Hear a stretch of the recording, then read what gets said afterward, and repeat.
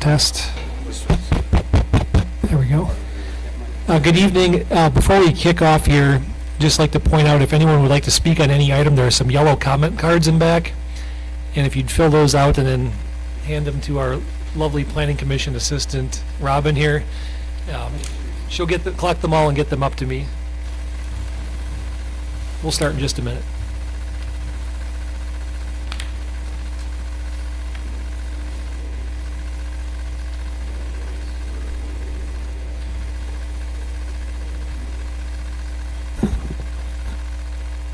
All right, with the hour of 6 upon us, let's call the Planning Commission meeting for Monday, December 4th to order. Please call the roll.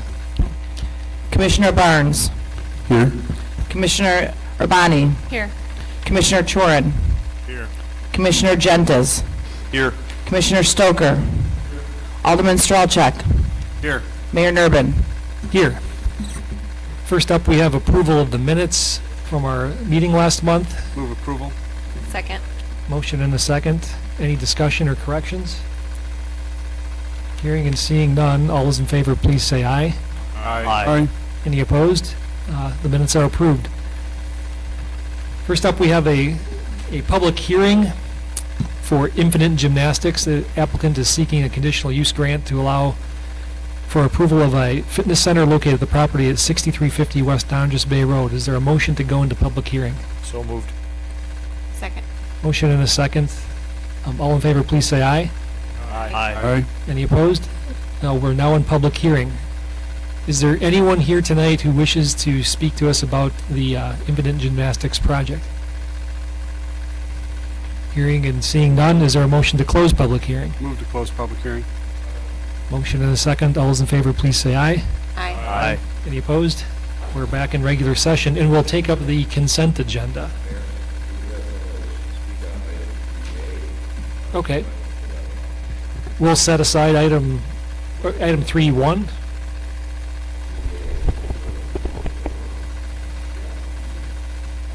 That's 3.1 on my electronic comment. Okay, 3A on the paper copy, 3.1 on the electronic copy. Okay, we'll exclude item 3A from the consent agenda. Okay, Commissioner Stoker is going to recuse himself. So for the Infinite Gymnastics proposal and the other items on the consent agenda, minus item 3A. Move approval. Is there a second? Second. Motion and a second. Any discussion on those items? Hearing and seeing none. All those in favor, Commissioner Schaefer? There's no one here from Tory? Okay. There is. Oh. Was it?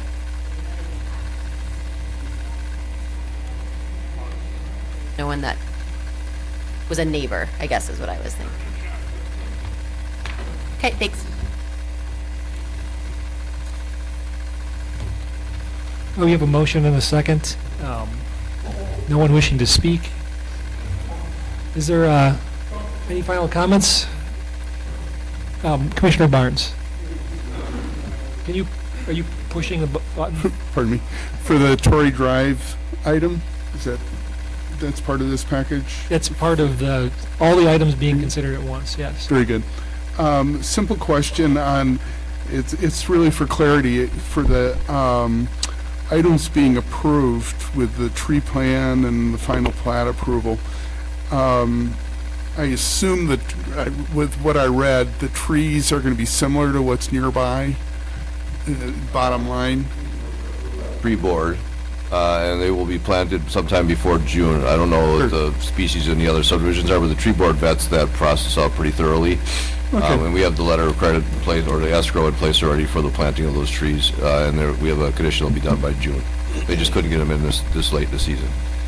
In the other, and that's fine. And the other is, I was just wondering, when going through, are there going to be streetlights in this area? Has been unproposed. No. No. Streetlights. The only requirement for a streetlight is typically at a new street intersection with the cross section. This is an extension off of Torrey Drive that's already there. So I don't believe the development agreement required one there. And if they want to do private ones, that's really up to the developer. They haven't proposed any at this time. Okay, points of information. Thanks. All right, any other comments? If not, all's in favor of approving this consent agenda minus item 3A, please say aye. Aye. Any opposed? Hey, when I'd like to speak about 3A. No, we're getting to 3A. Yep. We are getting to 3A right now, in fact. So item 3A is, we have one person registered to speak. It sounds like maybe a second, perhaps. Do we want to, since we're considering it, do we want a short staff overview, and we can maybe take some public comment? I can do the quick staff overview here from the podium. This is very loud. So, 3A, correct? The Aspire Homes, Phil. Correct. That item is a request from an applicant who currently has is under construction for a new home, a single-family home, Lakeshore Estates subdivision off of Lakeshore Drive. The applicant submitted a grading plan as well as a green infrastructure plan with their building permit that's been reviewed by staff.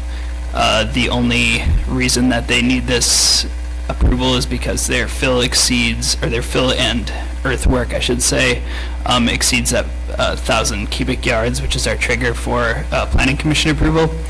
Their grading plan, as reviewed by staff, currently has 5,000 cubic yards of fill proposed, and it's on the screen right here. The only thing I'd add is that they're also installing some rain gardens, which they're required to do, that will capture some of the runoff from the roofs and collect the downspouts and sump pump and that kind of thing and slow down the runoff. So we reviewed this for consistency with the existing drainage pattern of the area, as well as for any upstream drainage, making sure that no upstream drainage is getting impacted by this grading plan. So. All right, thank you. Boy, hot mic there. We have one person registered to speak. Is it William Schumacher? W.M. Schumacher opposes and wishes to speak. 13947 North Lakeshore Drive. Yes, that's correct. So I'm the property owner just to the south of this property.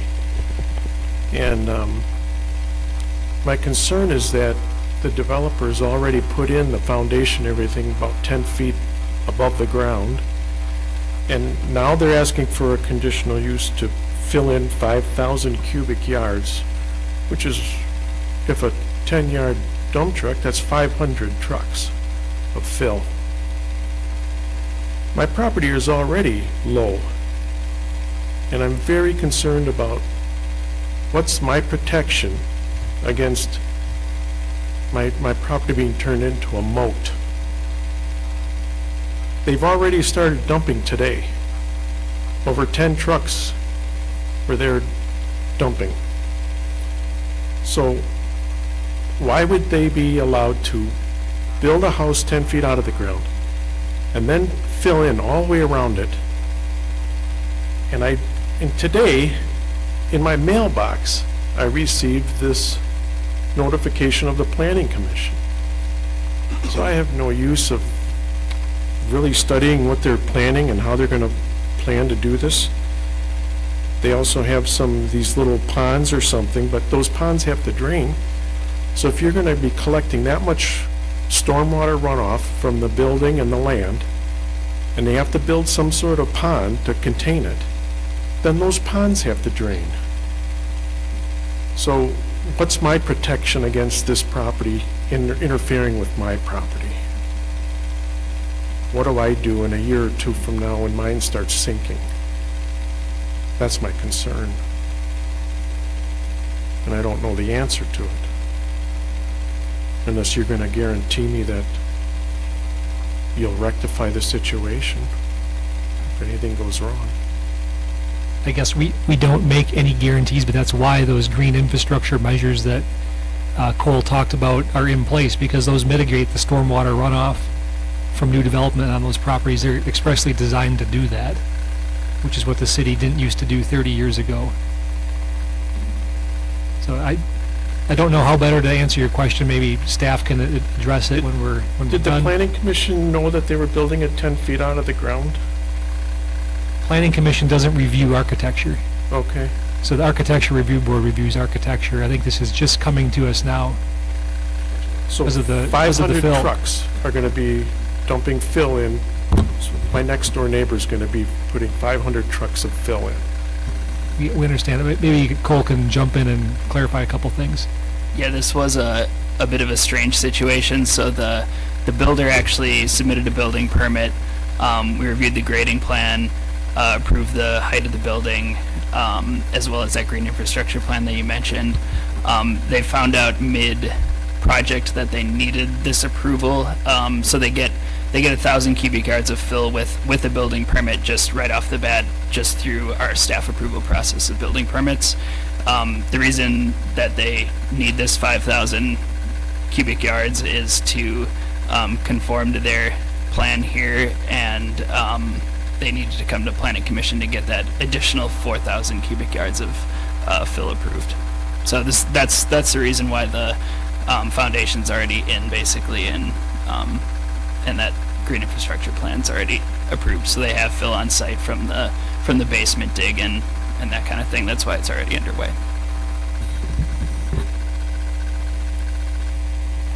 Any further questions, or we'll move on and we'll debate it here at the commission? Okay, I'd just like to make a note of my disapproval of it. I think we've got you formally noted as not approving. Okay. Thank you. Any questions from the commissioners on this item? Commissioner Stoker. Cole, was there any reason it needed to be this high out of the ground? Was there groundwater issues that you know of? I believe the builder did allude to some groundwater issues. There is a wetland, I think about 80 feet to the west of here, so that obviously kind of signals higher groundwater. They also were proposing, I believe, a walkout, and the site is relatively flat but slopes down to that wetland area, so that's the reason for that height difference. Commissioner Torn. I mean, for our sake and the gentleman that was at the podium, can you explain how the two ponds work? Yeah, so I think this group has heard this before, but the couple things that we do review for, whether they're subject to the green infrastructure requirement or not, which is what spurs those rain garden installations, is consistency with the drainage pattern as it is existing, so not pushing water where it isn't already going to a different place, and making sure that upstream drainage isn't being impacted. The rain gardens are sized in consistency with the MMSD requirement, so that green infrastructure plan is actually an MMSD requirement. They need to capture a ½ inch of precipitation runoff off of all the hard surfaces they're adding.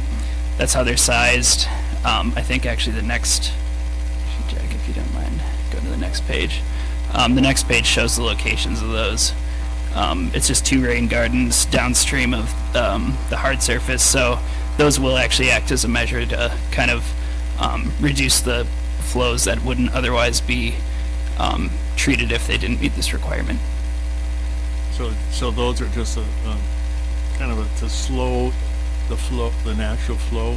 Yeah. And to the gentleman's concern, the grading should address, in your opinion, any water runoff onto his property? Correct. They're not discharging water to anywhere that the lot isn't right now.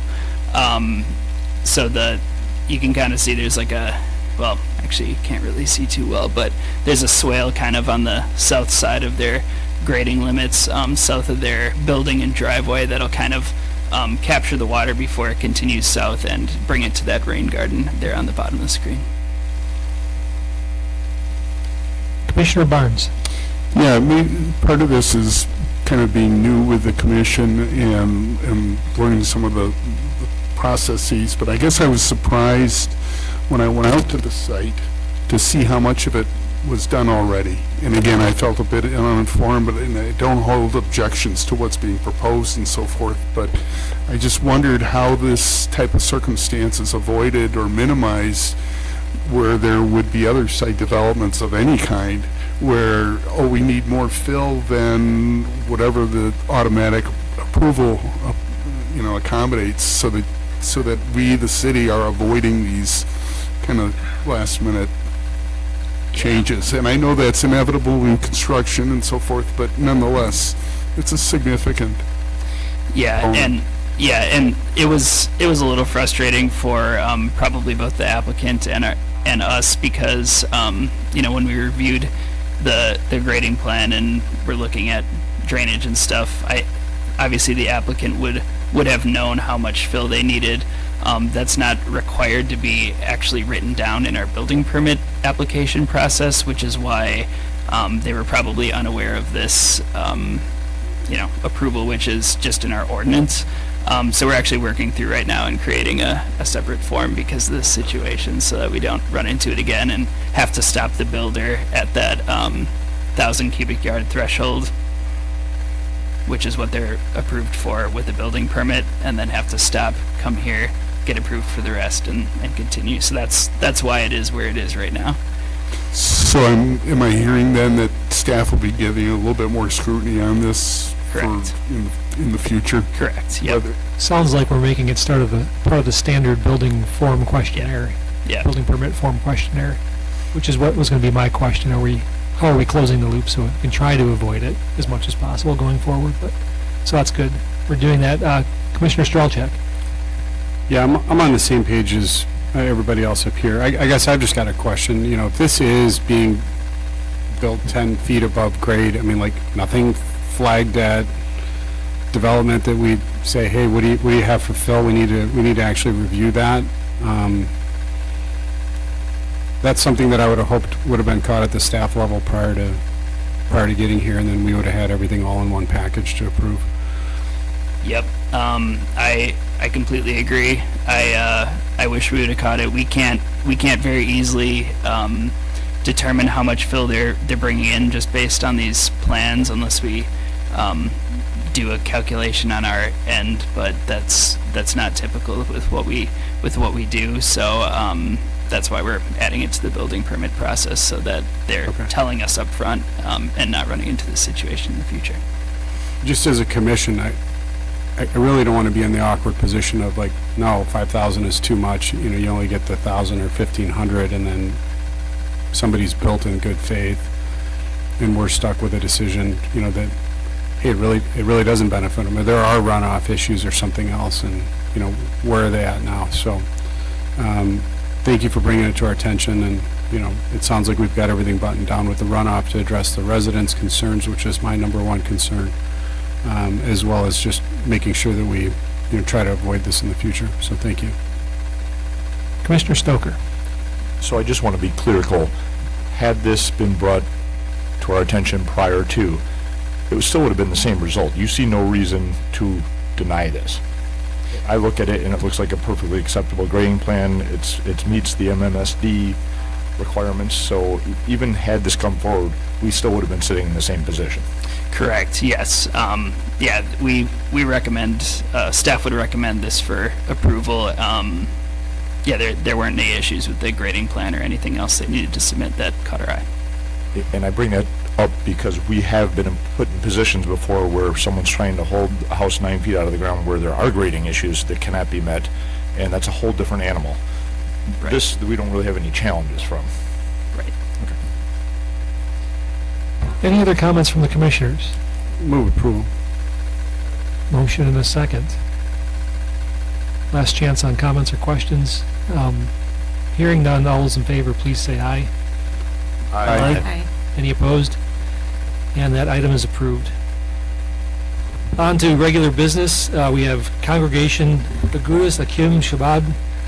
Applicant is seeking a conditional use grant approval to allow for a restaurant at the property located at 2233 West Mequon Road. Do you want Jackson to give open us a quick overview. it? Do you want to open it? There's a public hearing needed. Oh, is there? I missed that. Well, thank you for reminding me. Move to go This into is a- public hearing. Thank you. There's a motion. Second. Motion and a second. All those in favor of entering public hearing, please say aye. Aye. Any opposed? We are now in public hearing. Is there anyone here this evening that wishes to speak about this item? Hearing and seeing none. Close the public hearing. Motion to close, second. All those in favor, please say aye. Aye. Any opposed? This item's back before us now. Take it away for a quick overview, Jack. Sure, this is the deli at Crown. This is, some of you probably realize this has been there for several years. Originally what happened, this was approved several years ago for a cafeteria at the facility, and then it basically kind of morphed into a public space. And we notified them that because of the public aspect of it, they had to get a conditional use for a restaurant, which luckily, because we changed the zoning from residential to institutional, they have that option under the IPS code to have a restaurant as part of their institutional use. It's a relatively small, it's 880 square feet roughly, at capacity would serve for about 30 people. They're typically open only until 3:11 and 3 daily. They do have some extended hours. Occasionally, they couldn't really pin down the dates for it, so the conditional use basically allows them to be open from 11 to 8, but most of the time they'll be open 11 to 3. So between the existing facilities on site, this should be a very minor impact to the site. And, it's been open for a couple of years now. We haven't received any complaints. I know that's not the way we want to do things, but we haven't received any complaints on the impact of the use to the surrounding area. So we do recommend approval. Thank you. Any questions from the commissioners? Commissioner Barnes? Yeah, just a quick question on, I don't take any objection to the proposed, other than, could there be the possibility of our being faced with a sign? Yeah, that's Sometime. one of the questions they did ask, and then if they have to go through that process, if they want an additional sign, and if it doesn't meet our sign code, they'll end up back in front of you as well. They may be able to get away with it under their current requirements, but if not, they would come back to the planning I commission for a think waiver. I think that's how this came to our attention. Yes, correct.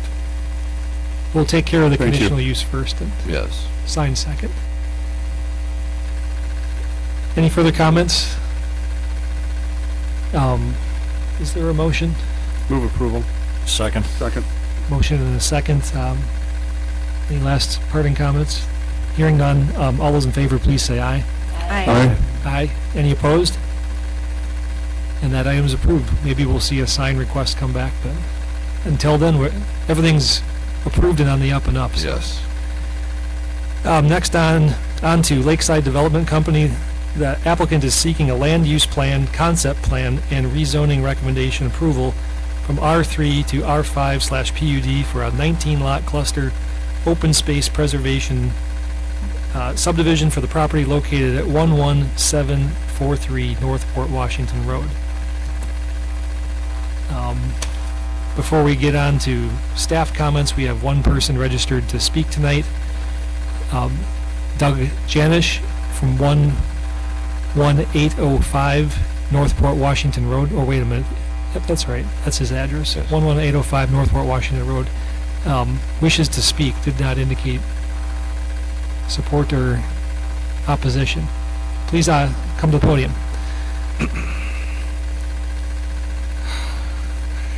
I donated my ears to the industry years ago, and I can barely tell what's going on here, but I recognize the pictures.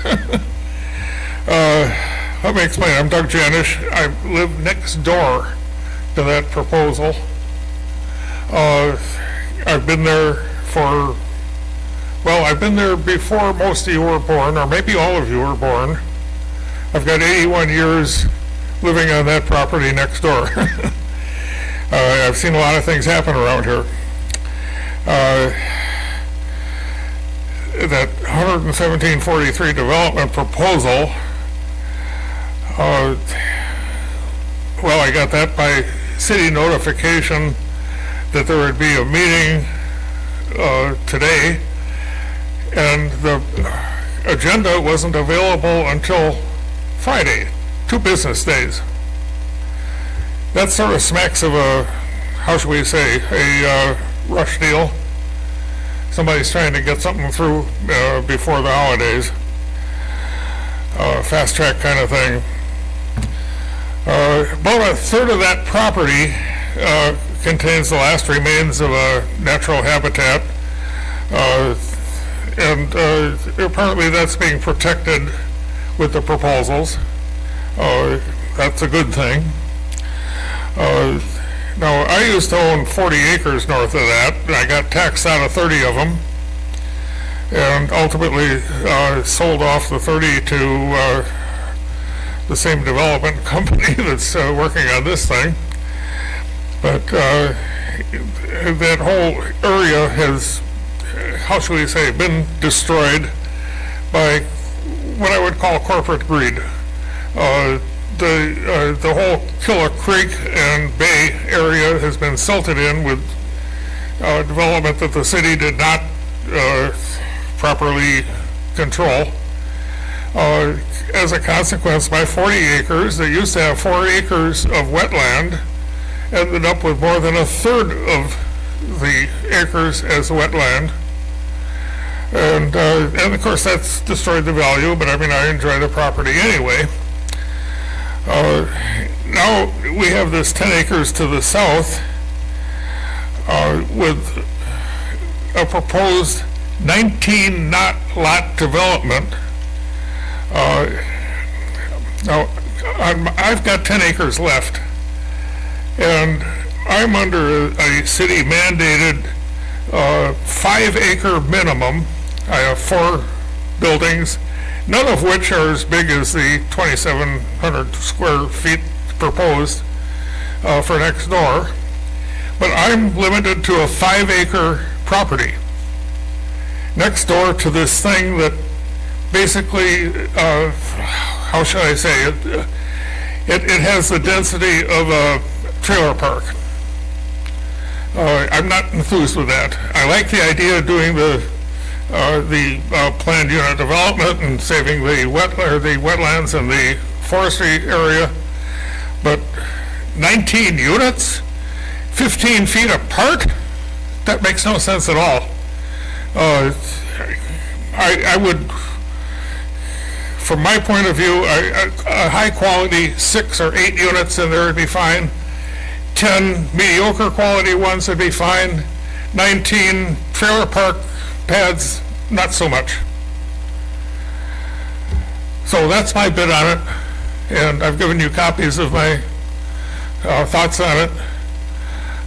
Do what you must do. All right, thank you. Any further comments? I can't, Any further comments? I can't hear you. Okay, just wanted to make sure you were done. Wait a minute. Just wanted to make sure you were done. Oh, sure. Just wanted to make sure you were done before we moved on. Just wanted to make sure you were done before we moved on.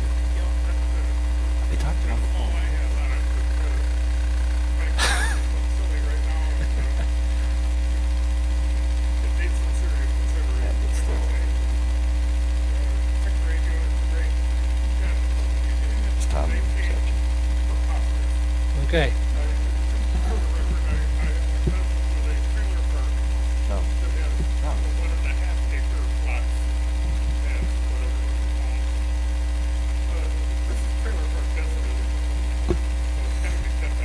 All right.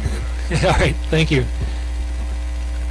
I think we'll move on to a quick staff report. Sure. I'll just clarify a couple of things. First of all, I do have the, I'm going to check first. Is there anyone else here who wishes to speak? oh, sorry. That's my bad, not you. That's okay. All right. So I do have Let's see what else. the site on the ortho, just to give you some context of the neighborhood. Basically, there's 3 parcels. It's hard, I'll highlight them so it's easier to see on here. There's actually 3 parcels in total that equal to 10 acres. Just to the south of development is the Astor Woods side-by-side development. And then to the north is Mr. Genesis' property here. He is actually not zoned R5 acres. He's zoned R3 1 acre, just like this current property is. My guess is he kept the 10 acres because he has outbuildings and maybe some agricultural uses, so he had to keep the 10 acres for the agricultural. But he's not zoned 5 acre residential. He's zoned 1 acre, just as this site is. And the other thing I'll add is that this will have to have a public hearing in front of common council. That will be in January, so we're not fast tracking this in any way. This is the first step in the process to getting this to the motion. So this site itself, we've met with numerous people over the years on this site. Some wanted to do commercial.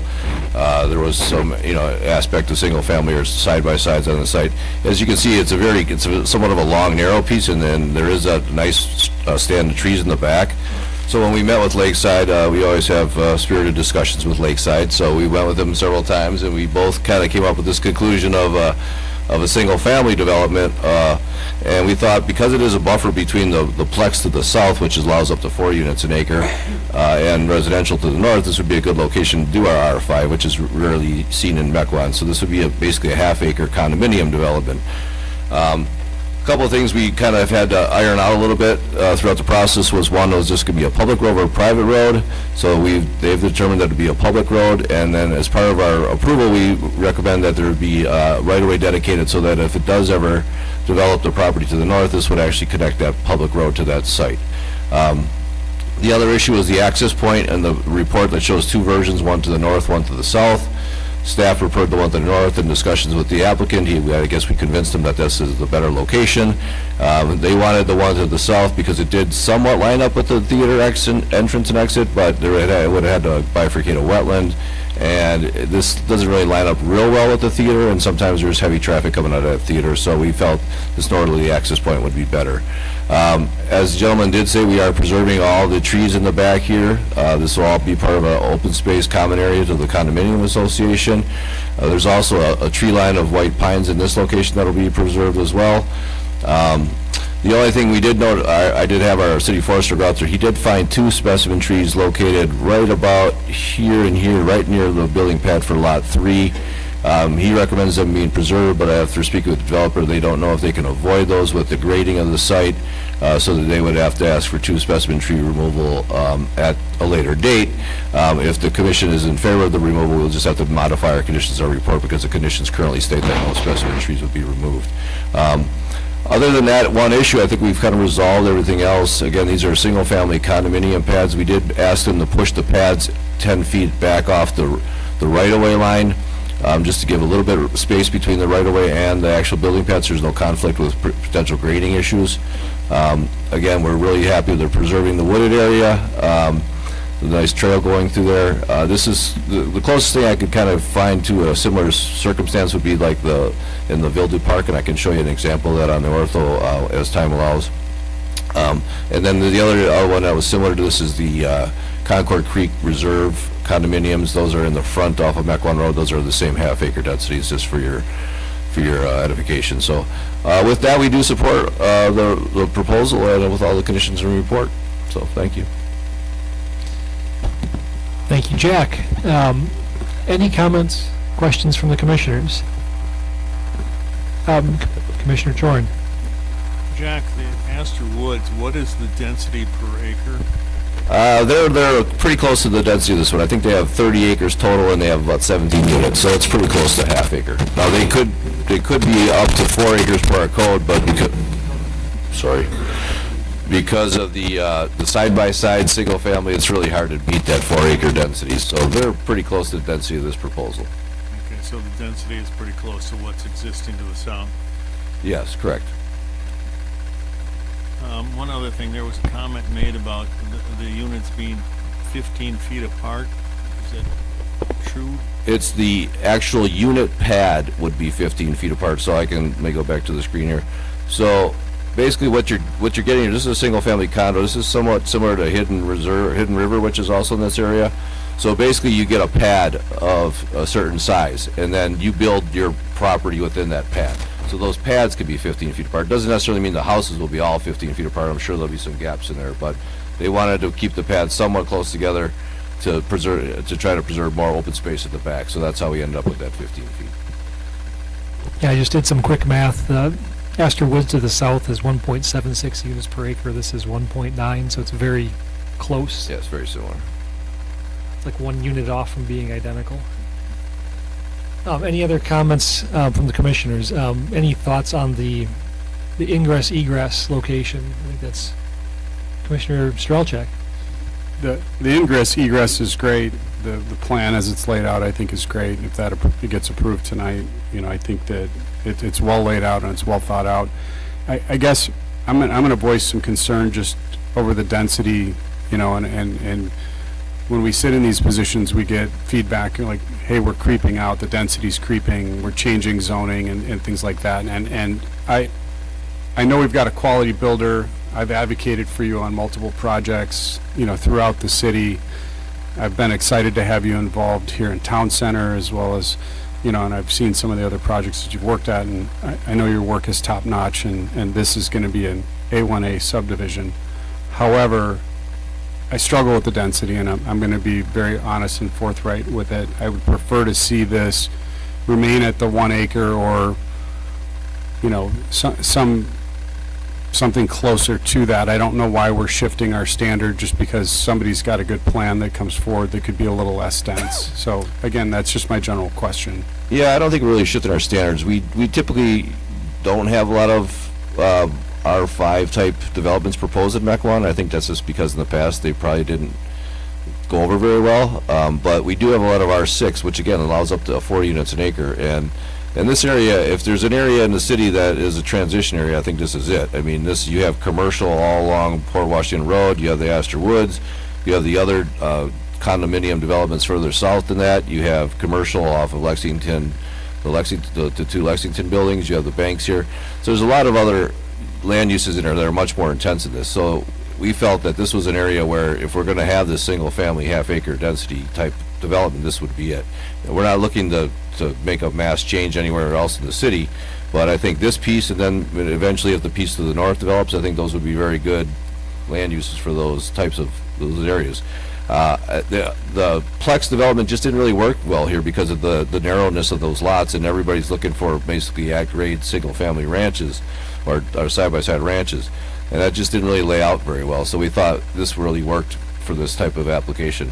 And again, we only have 2 other sites in the entire city that have this, and Concord Creek Reserve is one of them, and it makes sense there too because it's a buffer between the Mequon Road and the single family to the west. So I don't think this is going to be a pattern that's going to develop going forward. I think this is probably an isolated event, but I think it actually fits pretty well in with the land use planners pattern in the area. Yeah, it's really isolated to infill development surrounding commercial and transitioning to residential. Commissioner Chorn. Jack, I'm kind of curious, should the property owner to the north entertain something like this in the future, would they be allowed the same density? Well, they'd have to ask to rezone it as well, but I don't see why we would have an issue with it if we're going to allow it. I mean, we would have the connection, you would have the road connection in the back. Let me get back to the plan. So you'd have a road connection to the back, and then that would circle around and tie into Port Washington Road again. So that I think it would probably suit the same land use needs as this one would. So I don't see why it would be an issue in the future.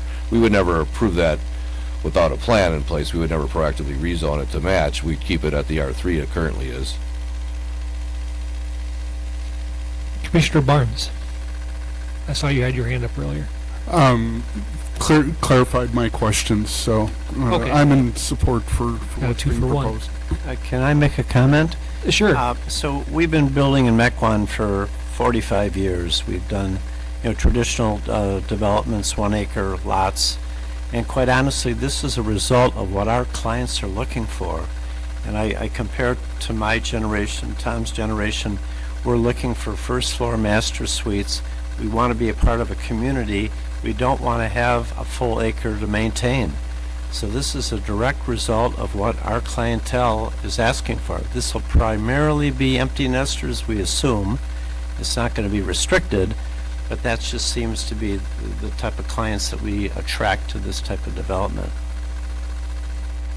It's good to know. Thank you for that. Any other comments or questions from the commission, or perhaps a motion?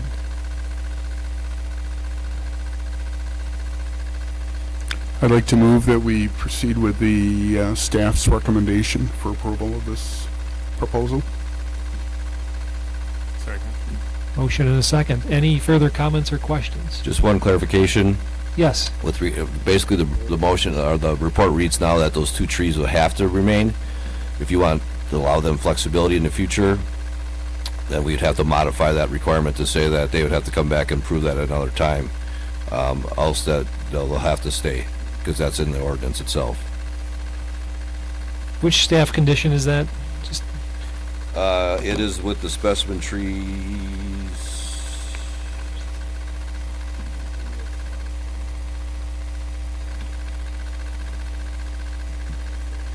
Well, actually, the way I wrote it, I think you have enough flexibility because I just have compliance with the tree preservation ordinance, so they still could Okay. actually come forward. So it would have to come back. Yeah, they would have to formally come back.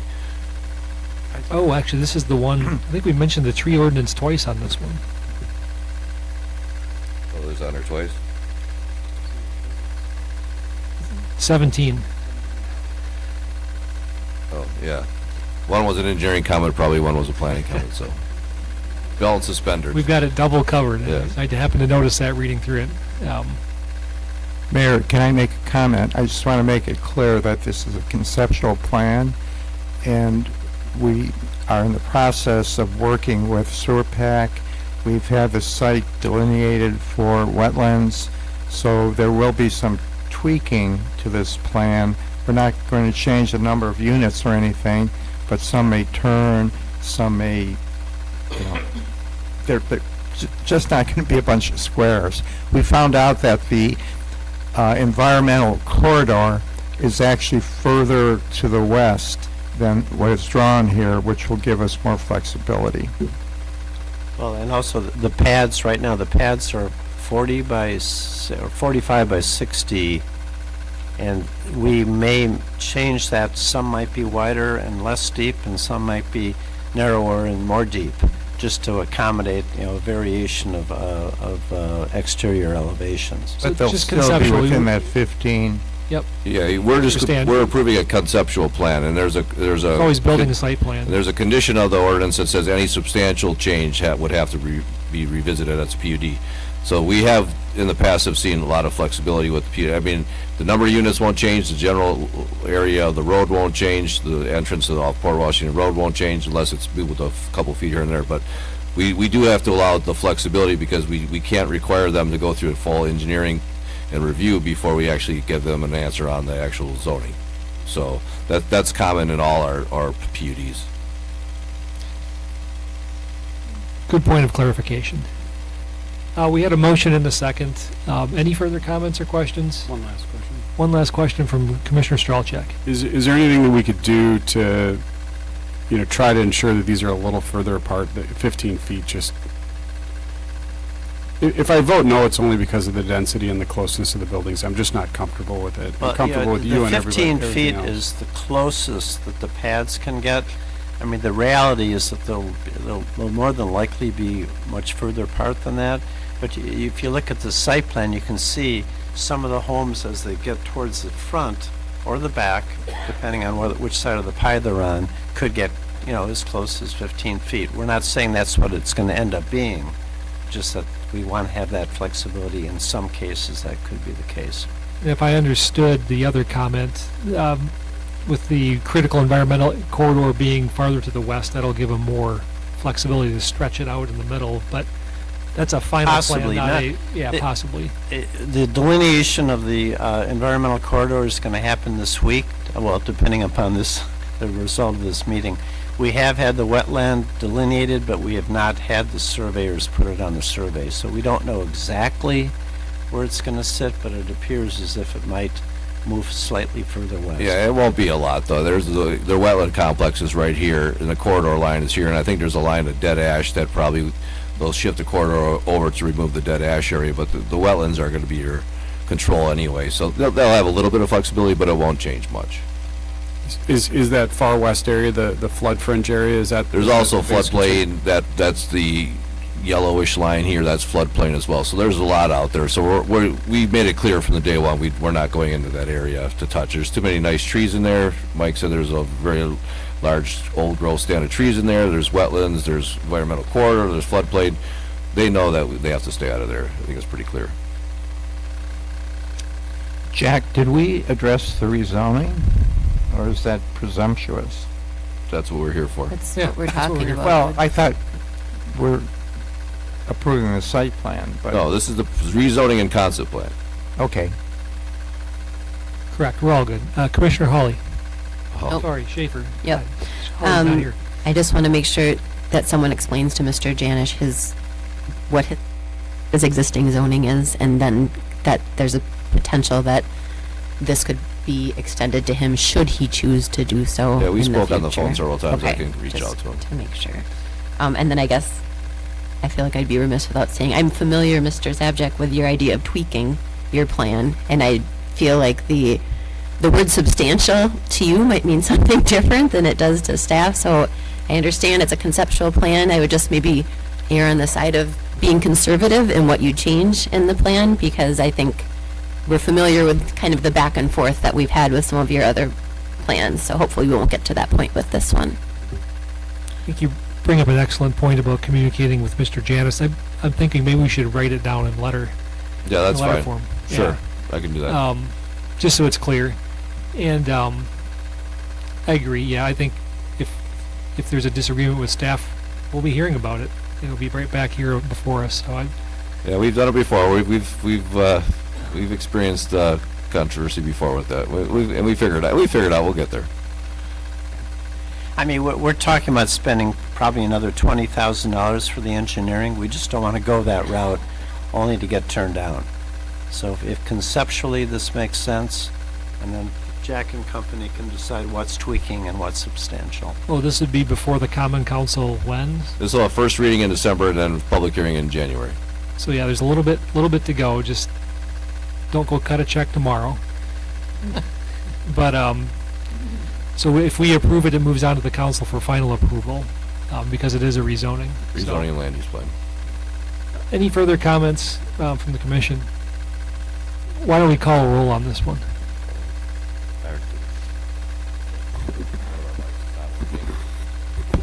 Always a technical challenge. Yep. Commissioner Barnes, Yes? Commissioner Urbani, Aye. Commissioner Chorin, Yes. Commissioner Gentis, Aye. Commissioner Schaefer, No. Commissioner Stoker, Alderman Strelchek, No. Mayor Nurbin. Yes. Vote passes 6-2. We'll see you in January at the Common Council. Thank you. On next to St. Francis Borgia Church. The applicant is seeking a minor request for approval of a fill permit to allow for 1,500 cubic yards of on-site earthwork for the parcel located at 7963 West Pioneer Road.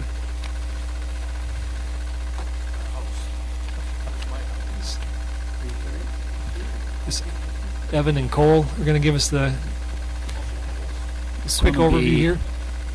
This one will be me, Okay. once I get there in my packet.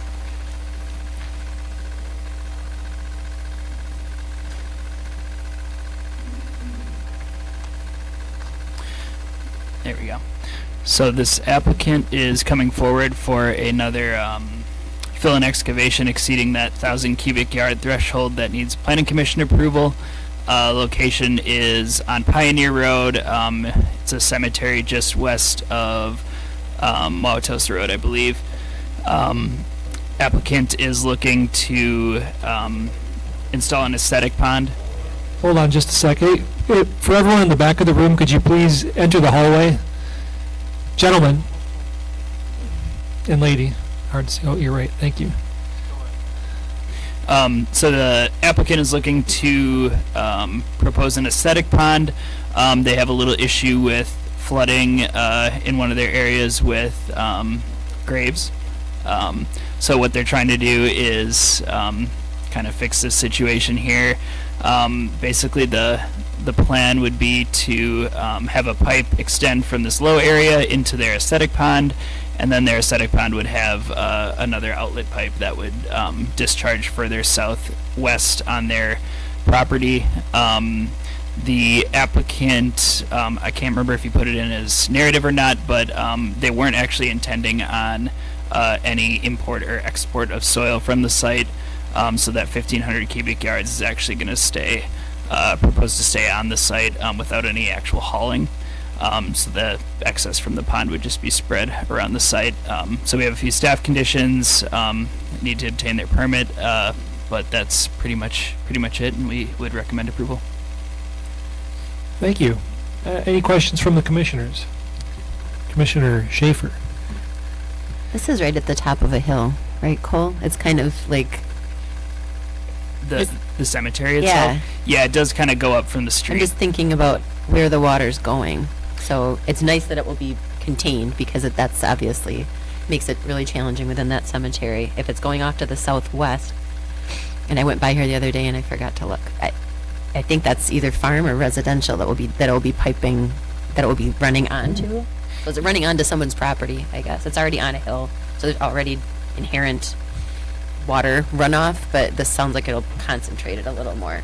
Yeah, so, like I said before, we look to make sure that the existing drainage pattern's being maintained, so, that low spot is right here on the property. That's where those graves were in that picture previously.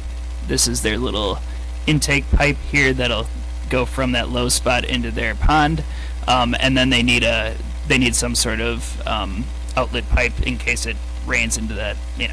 Rainwater's going to get there, so we don't want it to fill up to a dangerous degree. So Does that the outlet water pipe- generally flow that direction now anyway? It just has to get over a hump and then... Correct. Okay. So right now, if this would fill up, it would overtop and go straight west here, and then continue down to the south. So what they're doing is just bringing it further south, interior to their site, and then discharging it. I think this is probably about 30 feet off their west property line, and then it continues south from there. Perfect. Good question and an even better explanation. Any other comments or questions, or perhaps a motion? Move approval. Second. Motion and a second. Any comments, Commissioner Stoker? None? Okay. Hearing or seeing no additional comments, all in favor, please say aye. Aye. Aye. Any opposed? That item is approved. On to item 5C or 5.3, as the case may be, depending on which version of the agenda you're working from. Attorney Rex Endreg for the Magla. The applicant is seeking a minor request for approval for a temporary use and structure for a recreational vehicle to be used as a temporary living accommodations through 10/31 of 2024 for the property located at 326 West Seacroft Court. Why don't we get a quick overview from planning staff? Yeah, so this is on Seacroft Courts over kind of by the lake. So yeah, the trailer's been present at least since August 4th. That's when Code Enforcement Officer Scott Pinzer sent his first order to correct. Project dates: the original building permit for the renovation of the home was sent out on August 9th, 2021, and an addition was authorized on October of 2023. They have gotten they've renewed their building permits for the construction. So they're requesting a recreational vehicle, and it does not meet the required standards for either a caretaker unit or an ADU, as the code sets out. So either of those things need to be attached. It's for long-term use for relatives, or detached use of a guest house for short-term, and it can't be used for commercial uses or profit.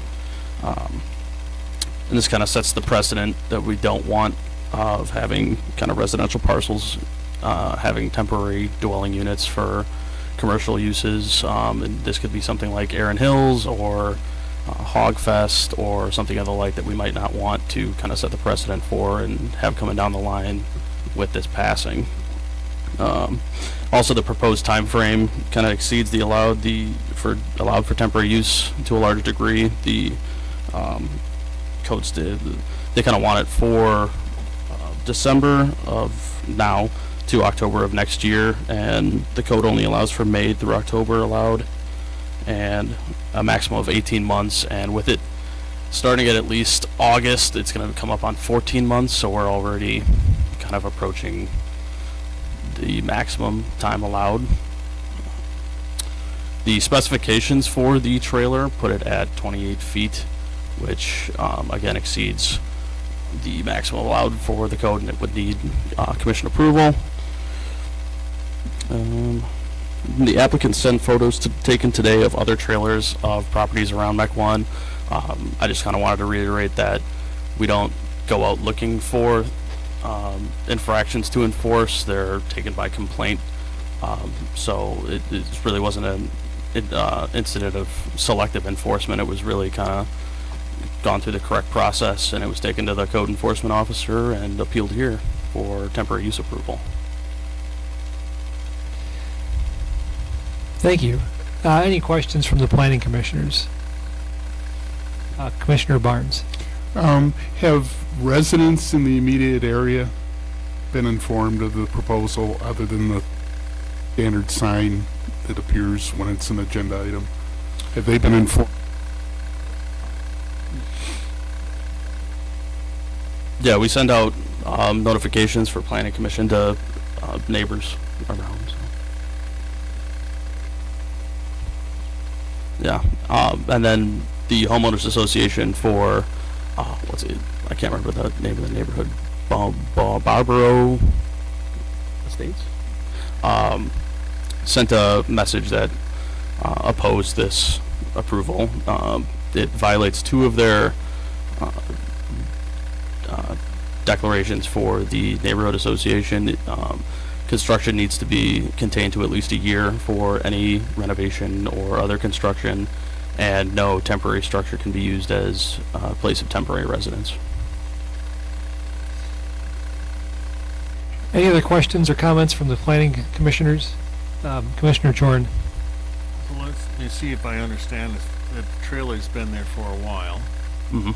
and it was just discovered, shall we say. There's a question of whether this would be considered being used for commercial use. And if I understood you right, this trailer would not be allowed with the covenants of the homeowners association. So do they Correct. not have the authority to force the owner to get rid of it? Well, then it would be a civil issue if I'm correct.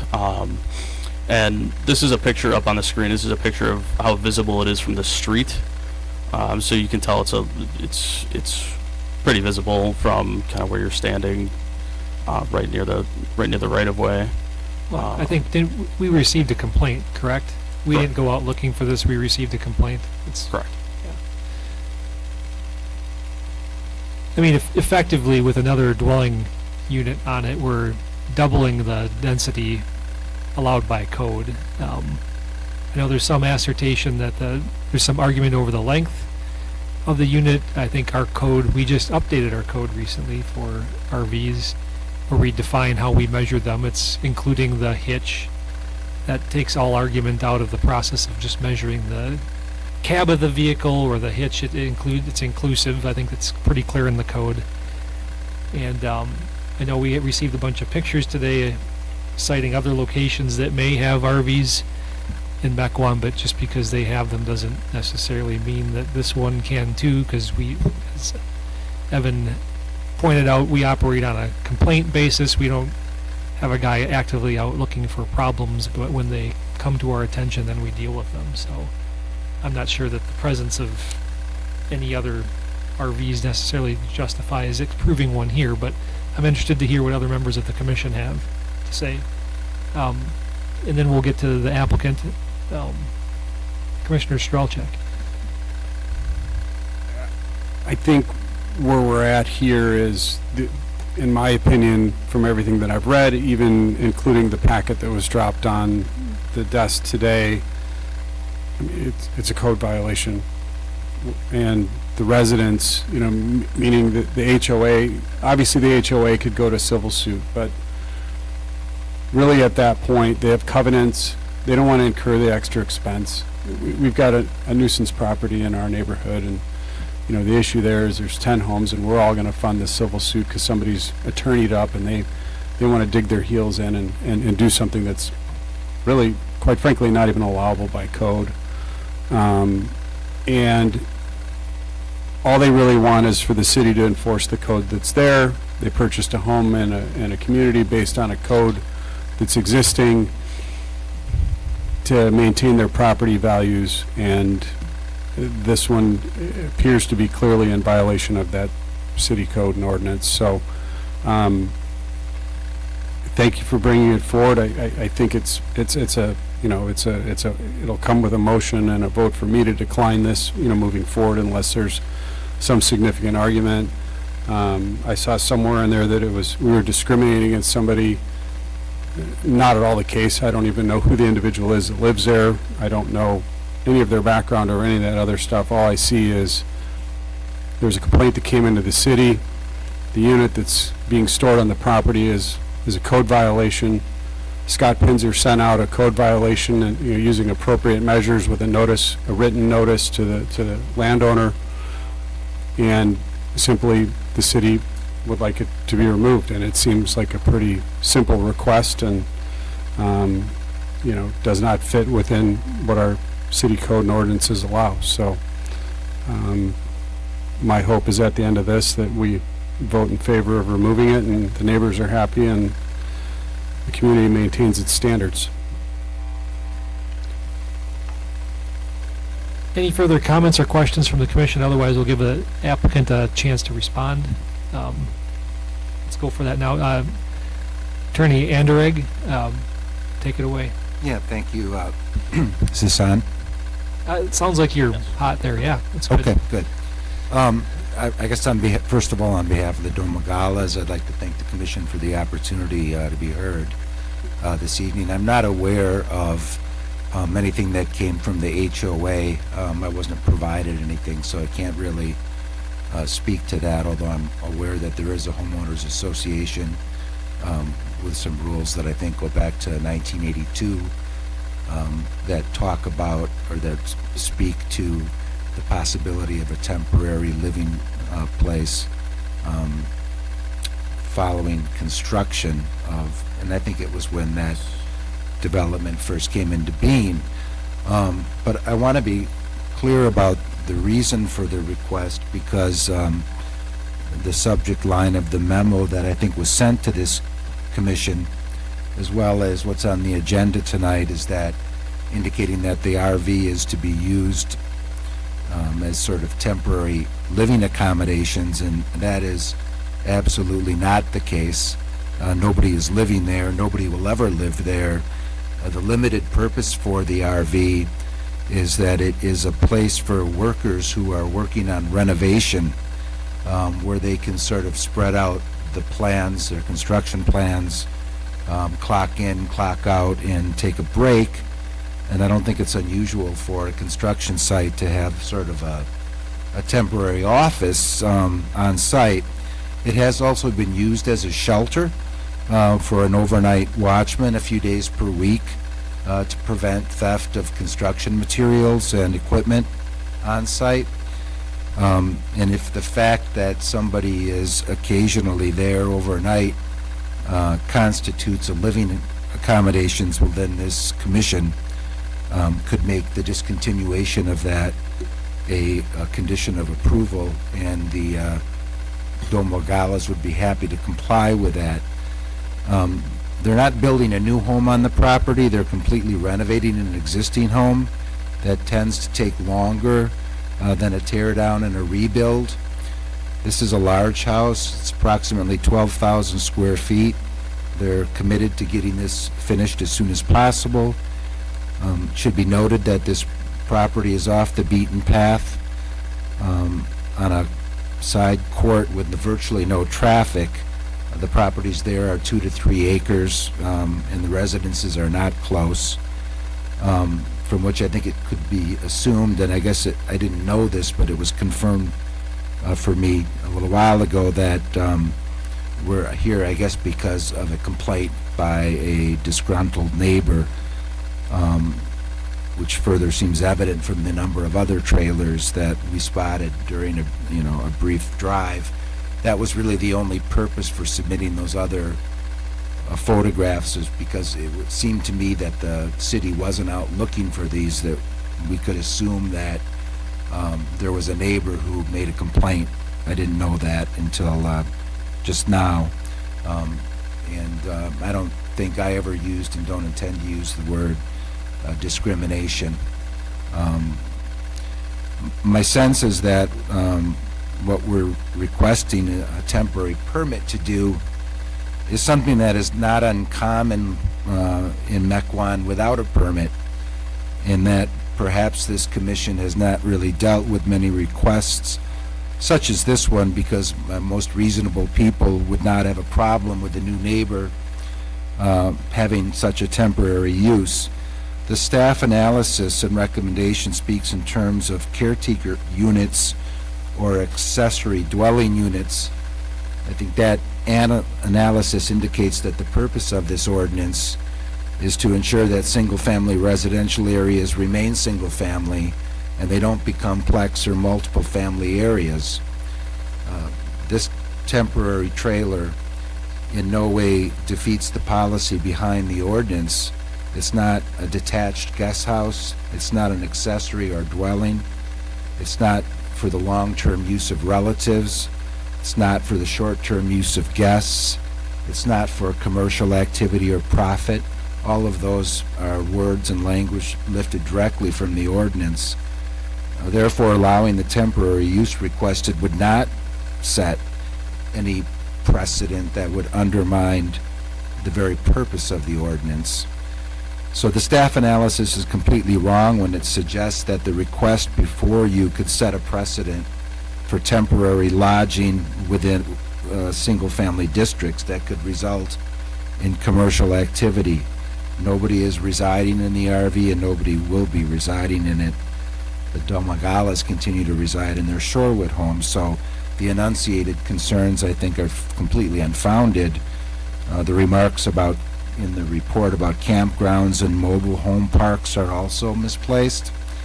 The temporary use we're requesting, to use the words of the ordinance, which presumably express the primary concerns, is not something that is hazardous, harmful, noxious, or offensive. It doesn't create any traffic or ingress or egress problems in the neighborhood. Doesn't create any kind of a noise condition. Doesn't materially affect the health or safety of anyone. And in fact, to the extent the night watchmen were permitted, it actually increases safety while it's there. So it's just an approval that would only benefit future residents and taxpayers who are simply increasing the value of their property. It would allow them to finish the project sooner, and given the limited purposes for which it's being made, the request, and the conditions this commission could put on it, it wouldn't create any bad precedent. So for all those reasons, I'm respectfully requesting that the commission would grant the permit. Thank you. Thank you. It's good to know no one's living there, although I will state, I'm not sure we don't have a track record of approving such things even if they're empty and being stored. So that's somewhat problematic, especially at these sizes. And maybe you can, planning staff, remind me of the changes we just made to this code a couple months ago. I've lived a little since then, but I think there's more flexibility with smaller units, which, if this is truly a temporary thing just for construction, it might be more appropriate for the site than a rather large, nearly 30-foot long RV.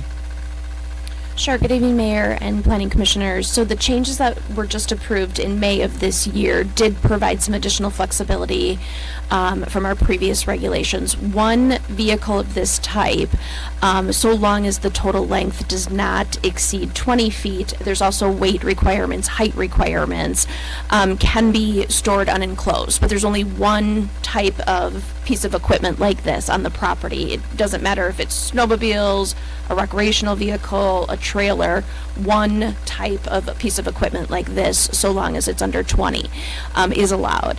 And then what we, there are some locational requirements about where it can be stored unenclosed on the property. And then what we really focused on was the ability to have one additional vehicle or a piece of equipment such as this, so long as it doesn't exceed 27 feet in height, but only for the peak travel period, which is May 1st through October 31st.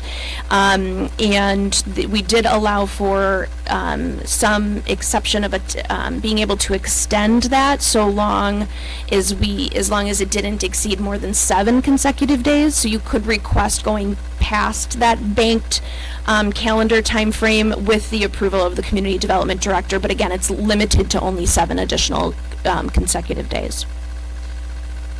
Thank you. I knew there was a threshold at which we would allow basically storage of the unit on site.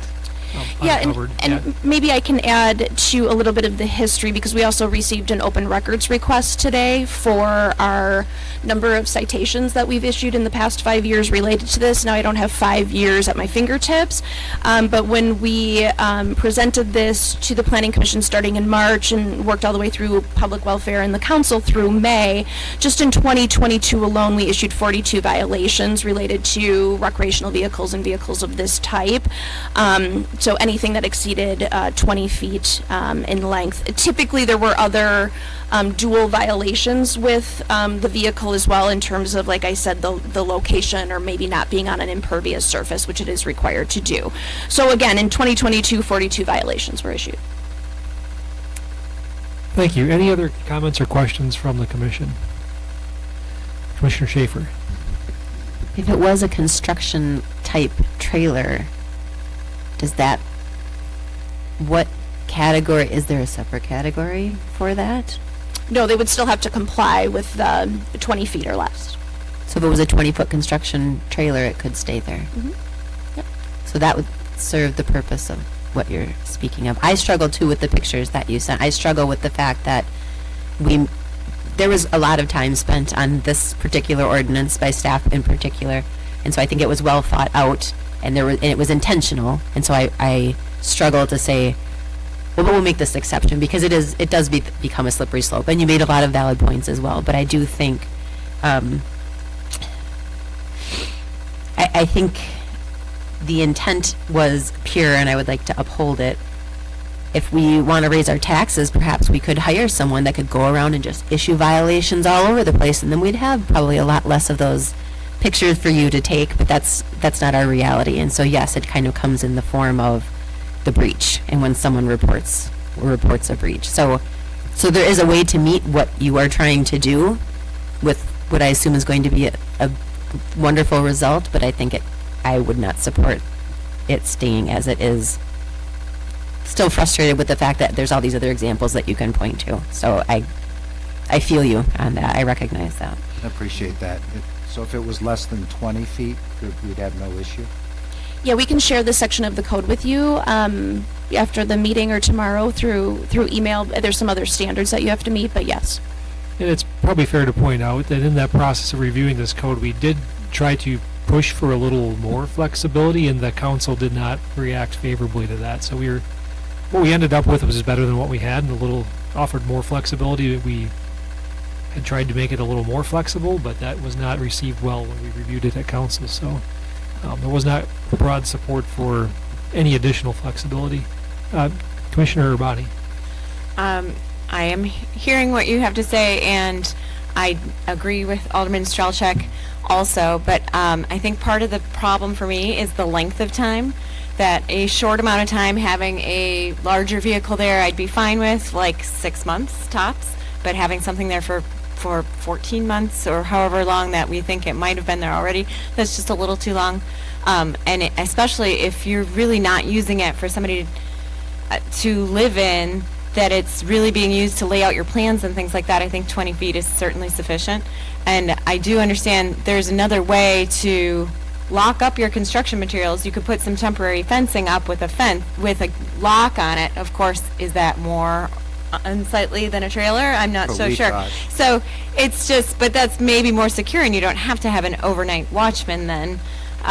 So, there's just some options here, but I think the length of time is quite long. Commissioner Strelchek. I think when we rewrote this, or we clarified really what the purpose of this was, is we wanted to allow flexibility to residents who, had summer activities and they needed their unit in their driveway for a very short period of time. Really, the intent wasn't to leave an RV in the driveway. I objected to that actually, for the full season.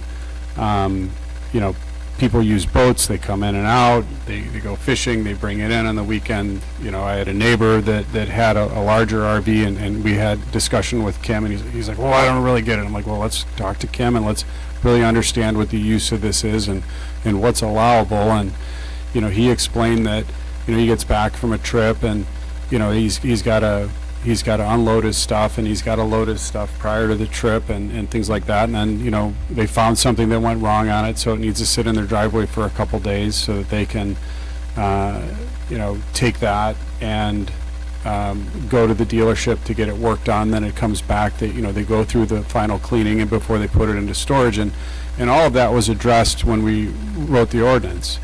You know, that's what the 7 days is for, and you know, with staff approval on situations like that. And that's what the intent of that is. It's not an ongoing construction something. Really, you know, I think me as an alderman, just in general, I would object less to this if it didn't have living quarters in it. You know, really it's you've got construction going on, you've got an RV that's in violation of the ordinance, you got an order to correct. You know, like, I want to be reasonable, but I just don't see how I can for this and then say no to others, because we've got to be very equitable across the board. You've named a couple extra sites. I'm sure our enforcement officer will be going out and issuing order to correct over there. You know, it's unfortunate that somebody, who's upset that they have to remove theirs wants to call out everyone else in the community in the process, but again, that's part of it, and quite frankly, they're in violation, and they're going to get the letter, and they'll need to move it as well. So, We were asked if we were formally making a complaint, and we clarified that we were not. So we're not. Once we know of potential violations, we go out and look at them. So if there's violations, we will follow our enforcement process. Yeah. Yeah, once you know it's there, you can't ignore it, but it's just the way it works. Any further comments from the commissioners, or is there a motion? I'm going to move to deny. Second. Motion and the second. Why don't we call the roll, just to be clear? Okay. Commissioner Barnes, Yes. Commissioner Abadi. Aye. Yes, I'm moving to deny. Aye. Vote no to vote yes. I to deny. Correct. Commissioner Chorin. Aye. Commissioner Gentes. Aye. Commissioner Schaefer. Aye. Commissioner Stoker. Alderman Strelchek. Aye. Mayor Nerben. Aye. Vote passes. Thank you. Thank you. Next up, our last Planning Commission item, we'll have one policy item following this, is the design to construct project. The applicant is seeking building and site plan approval to allow for a 4,382 square foot two-story building for the property located at 10404 Northport Washington Road, known as the Refresh Aesthetic Center. First, we need a motion to remove this item from the table. Second. Motion and a second to remove from the table. All those in favor, please say aye. Aye. Any opposed? All right, now it's actually in front of us. Why don't we go through a quick staff report, and we'll open it up for questions and get some feedback from the applicant. So yeah, this was the building and site plan that was in front of you guys in September. Just a quick refresher on the site, the landscape and site plan. It's right up here. So yeah, this is at the corner of Donges Bay and Northport Washington Road. The proposed building is in the upper left corner, northwest corner of the site. And there was a pretty significant right-of-way dedication by the applicant with a number of zoning and building waivers attached to the CUG for the site as well. There is sidewalk that's going to be replaced along Northport Washington Road by the applicant, and it's going to go from, let's see if I can get the ortho up here. A little too far. So as you can see, it kind of loops down through, this is Goodyear, Life Storage, Chalet. So the sidewalk kind of comes from Goodyear's driveway and kind of comes down to the existing driveway for Ferrante's, which kind of presents a public safety risk, which is how close it is in the right of way and in close to the Northport Washington Road. So we're going to have the applicant straighten out the road from this driveway in front of Goodyear and come through and kind of kitty corner it into the corner of Dodgers Bay and Northport, Washington, and everything north of the applicant's parcel is be reimbursed through TIF. So that's kind of what the site plan looks like.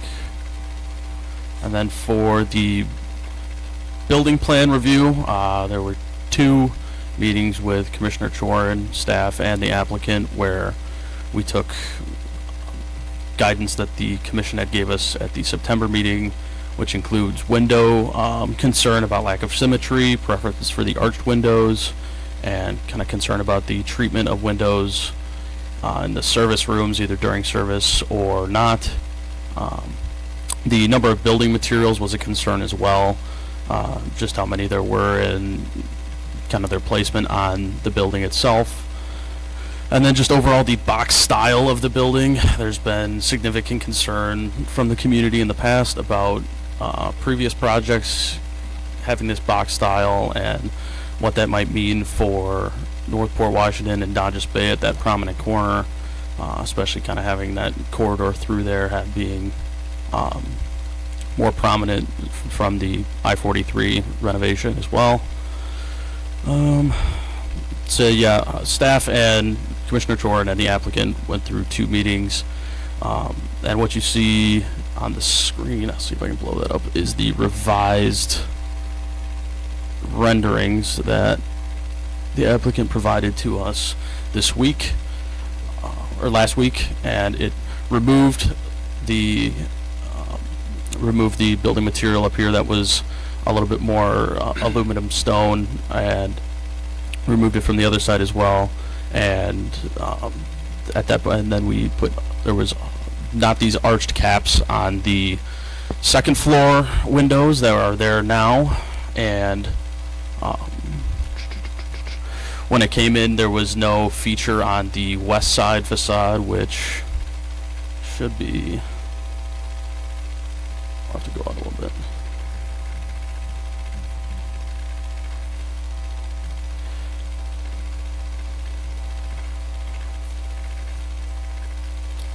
So yeah, this was looked like this, and it was a little bit more columny, and the applicant removed that central piece and put in more of the aluminum stone, or not aluminum stone, aluminum wood colored feature. And then there was an installation of a door on this eastern facade that will be used as a kind of a break area for employees. So I have the revised version right here, and then you can see the original here. So you can kind of get an idea of what might have changed. And then the reason that we're kind of bringing this here now is that through the meetings with staff and Commissioner Chor, the applicant showed a lot of grace in meeting the guidance that we gave them, and filling out the things that we really needed them to do for this building, and maybe get it as close as to the guidance from Plan Commission that we could. But that being said, having those boxes checked still doesn't really give us a sound reasoning to say this is perfect as is, and just because they check the boxes, it's not really might not be where we need it to be right now. So staff did come up with a list of things that we could do to maybe get this to a better or closer to what the commission might like. Includes arch windows on both the first and second floor of each facade, including the cap element, revising the south facade entrance to represent symmetry, so bringing that kind of khaki stone down to just be a symmetrical entrance.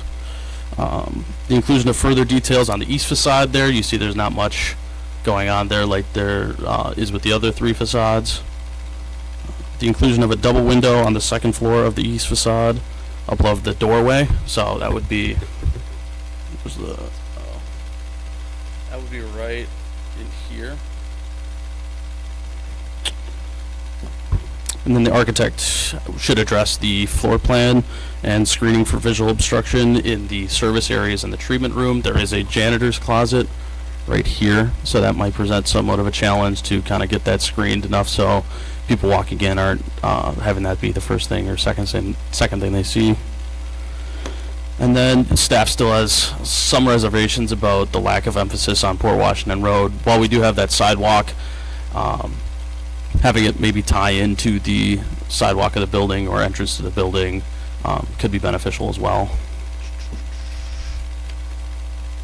And then staff also kind of talked about having some sort of rooftop or other architectural features like cornices, maybe an expansion of the awning, or some other projections that kind of extend out a little farther. There were some examples in the report here. So yeah, what we're talking about for projections would be something like this, which is over there by the kids' dentist and over by Fiddlehead's Coffee. This is the neighborhood hospital, kind of more north on Port Wash. You can see, while it is a little bit, it does have those kind of rigid lines of a box. It's kind of more compartmentalized, and there's a little bit more definition for each of the sections, and kind of accentuates those things pretty a lot more clearly. This is Lamoise. I don't know if I'm saying that right. Les Moise. So you see it has a little bit more character in the rooftop elements. It's got a little bit more of a cornice on top of each of those sections, and just accentuates those a little bit more. This is near Baldiff Court. There's actually you couldn't get a great picture, but there's a sunscreen kind of feature going across here that staff thought might be kind of applicable on the second floor. And this is Aurora, and it's just got a little bit more rigid roof line with hip roof going on here, which kind of breaks that up a little bit. So those were the examples that we kind of pulled from, and I think that's pretty indicative of what's around the area. While we're taking away Ferrante's, which is a pretty historic building, and I think it's pretty, there are a lot of people in this community that are attached to it. We don't want to kind of put up another boxy building where we might have had Life Storage or one other building that has that kind of design. For one Life Storage, there's a Chalet, there's a Goodyear Tire, there's the Fiddleheads building, and a few others that I wrote down that just kind of really accentuate the more traditional or more complex architecture going on in that area. Thank you, Cole. Let's open it up for comments or questions from the commission. Commissioner Chorin.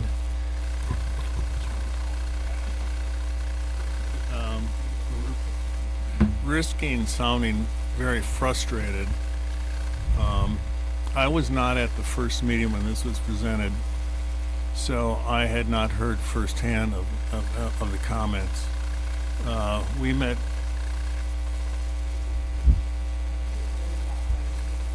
I am. Oh, I just am. get it a little closer to the mic then. Sorry, I may have it turned down a little bit. We were getting a little interference before. We've met twice with the developer. Now I can hear it. And the last meeting we had was on the 21st.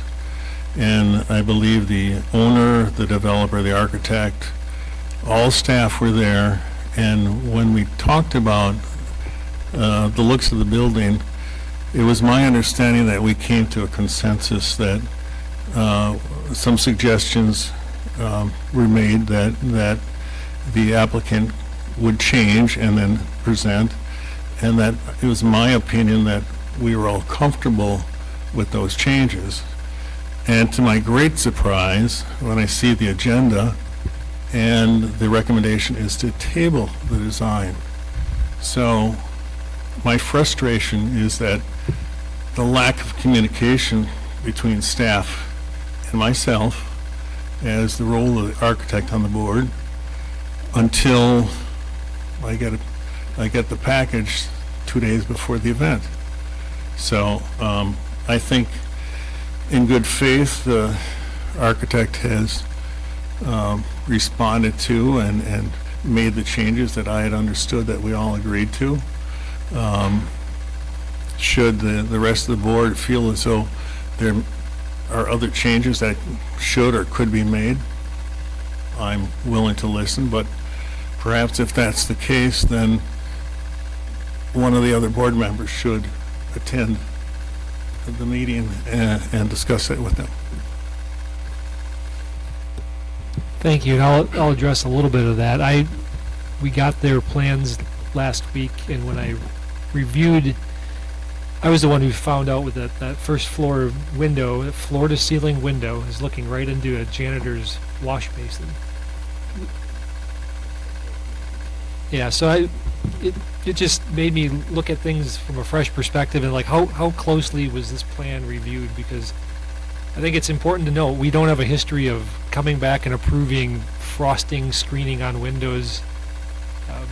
There's others that have tried to ask for that over in town center here to obscure other things they're doing behind the glass, and we don't approve those. We like full vision into the buildings, and that's not something new. So that really got me sitting down and looking at it more. So maybe you can blame me. That's okay. It's all my fault anyway. But some of the comments did come out of the last council meeting too. Is that along with the architecture, there's also maybe the planning commission doesn't know this. There's been a rather substantial TIF incentive being sought after. So when there's, like it or not, when the city's got money involved, there's a little bit of skin in the game. So then more opinions come out of the woodwork. And the TIF incentive narrowly passed. It was rather oddly contentious. It only passed by a margin of 5-3.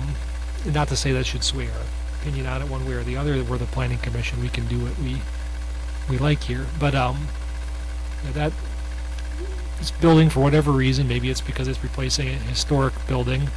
Although for every person who thinks it's historic, I've heard another person say it should be torn down because it doesn't look good. I just had a couple over the weekend. So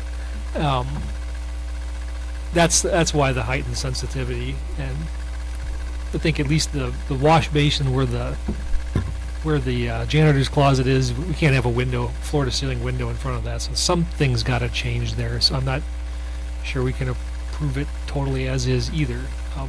Designing it on the fly is not going to work either. Right, I accept that, and I find it kind of interesting. One of the comments I had heard is that the original proposal had too many elements, too many materials, and yet some of the suggestions are awnings and eaves and cornices, and it kind of I find that, fighting each other there.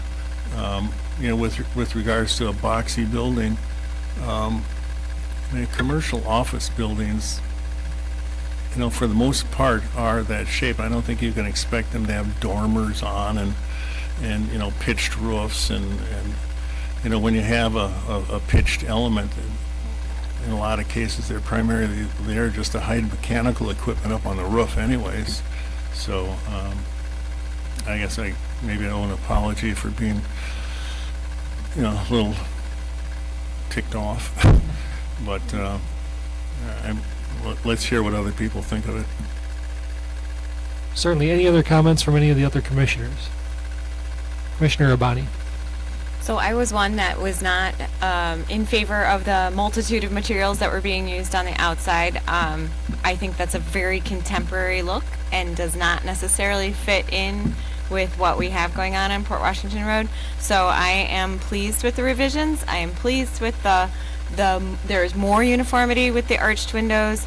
I agree with Commissioner Chorin that I don't think you need to add cornices and awnings and all those other things.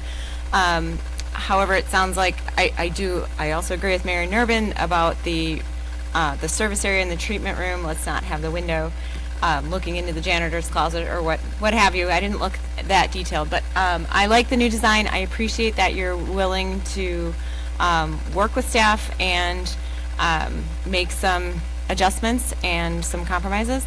So I like what I see. Commissioner Schaefer. Marty, were you okay with the Port Washington facing, whatever that would be, the west facade? it does feel a little more understated, I guess. That was something I noticed as well. My understanding that it was requested by staff so that there's a front presence on Port Washington Road, right? And I think if we look back at the original one, it was a little bit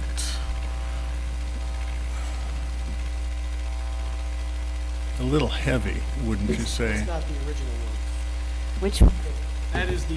That's the first revision we brought to staff after the planning commission.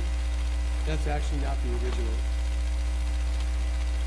Sorry, which facade? Now I am second guessing myself. Where, Evan, can you point to east on there? Oh, Okay, so this is the one, that's Port Washington, that's what I thought. It's the east side of Port Washington Road, the west side of the building, yeah. Yeah.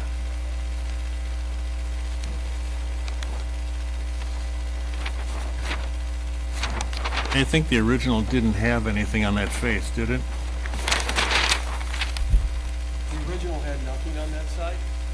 So after comment from staff, originally before we met with Marty the first time, we came back and staff has suggested that they understood that this is not our primary entrance. We're being required to use Dodgers Bay Road as the entrance to our site. Okay? The sidewalk, Port Washington Road, I know it's there. Doesn't get a ton of use. It's not where people are coming in from. So we need our entrance to be on Dodgers Bay Road. It's where people enter our site. So staff suggested that we take this dominant element we have in the back here. They asked us to look at replicating that on Port Washington Road side. We replicated that element there. That's what it looked like at the time. That's what it looked like the first time we met with Marty. We realized, we discussed it, talked about it. We eliminated the central column in that element. We added a little bit more of the wood type material, which brought us to this element. We resubmitted that to staff, and that's when we started talking about the TIF and all that kind of stuff. So we postponed our next meeting to meet with you. We had another meeting with Marty and staff, at which point we made some more modifications. We changed we had actually changed the building to be 100% brick without that center course line that requested staff and Marty. And when we re-looked at that, it was determined that that also was a little too heavy. So this last meeting we were in, we talked about adding the belt line. We modified a couple of the arch windows to create a little more symmetry at Marty's request. We discussed that not all the windows needed to be arched. Some of the windows on the east side and across the back side were the more service area. It's okay that they're a little more understated. They don't need to have the arch. They're smaller windows. We had a really great meeting with staff and Marty, and we came up with what we thought was a great solution. And I gotta be honest with you, we were very floored by the staff recommendation. We've been working with staff and everybody very, very closely. We've been willing to modify the design of the building. Obviously, we want to keep the core substance of what the building is important to us. We want it to have that a little bit more of a modern appeal, but we're willing to make some changes to continue to add that into there. Smaller stuff like the bathroom, Mr. Mayor, we can solve that. In a lot of municipalities, I can put spandrel glass in there and it's not a concern. If it's a concern here, I can remove the bathroom or the laundry tray in that room, and I can make it something else so it's not that. That's not the kind of thing that I would like to have this denied for. We can work around that, but I think that for the most part, the building has come a very long way. The concern about a presence on the east side is completely, once you get all the landscaping that we're required to put in there and that we're putting in there, the primary focus, as staff has said, is from the Port and Dodgers Bay intersection. That east side is completely invisible to everybody unless you're already on the site. It's not a prominent entrance. It's just, we feel like we've done a really good job to bring it back to where it is. A couple of minor tweaks in here I'm okay with, but I don't want to start adding sunshades and, a cornice, maybe, but to just wholesale have staff redesign our building for us in the last second was pretty pretty disappointing. I'm sorry, can I? Sure. Are go those ahead, you're renderings still the on. same as what's in the packet? What you have, the big ones that you That is have? not the most current, actually, that is, I'm sorry, that Yeah. is, that's what's in the pack. That's Okay. the most current rendering, yes.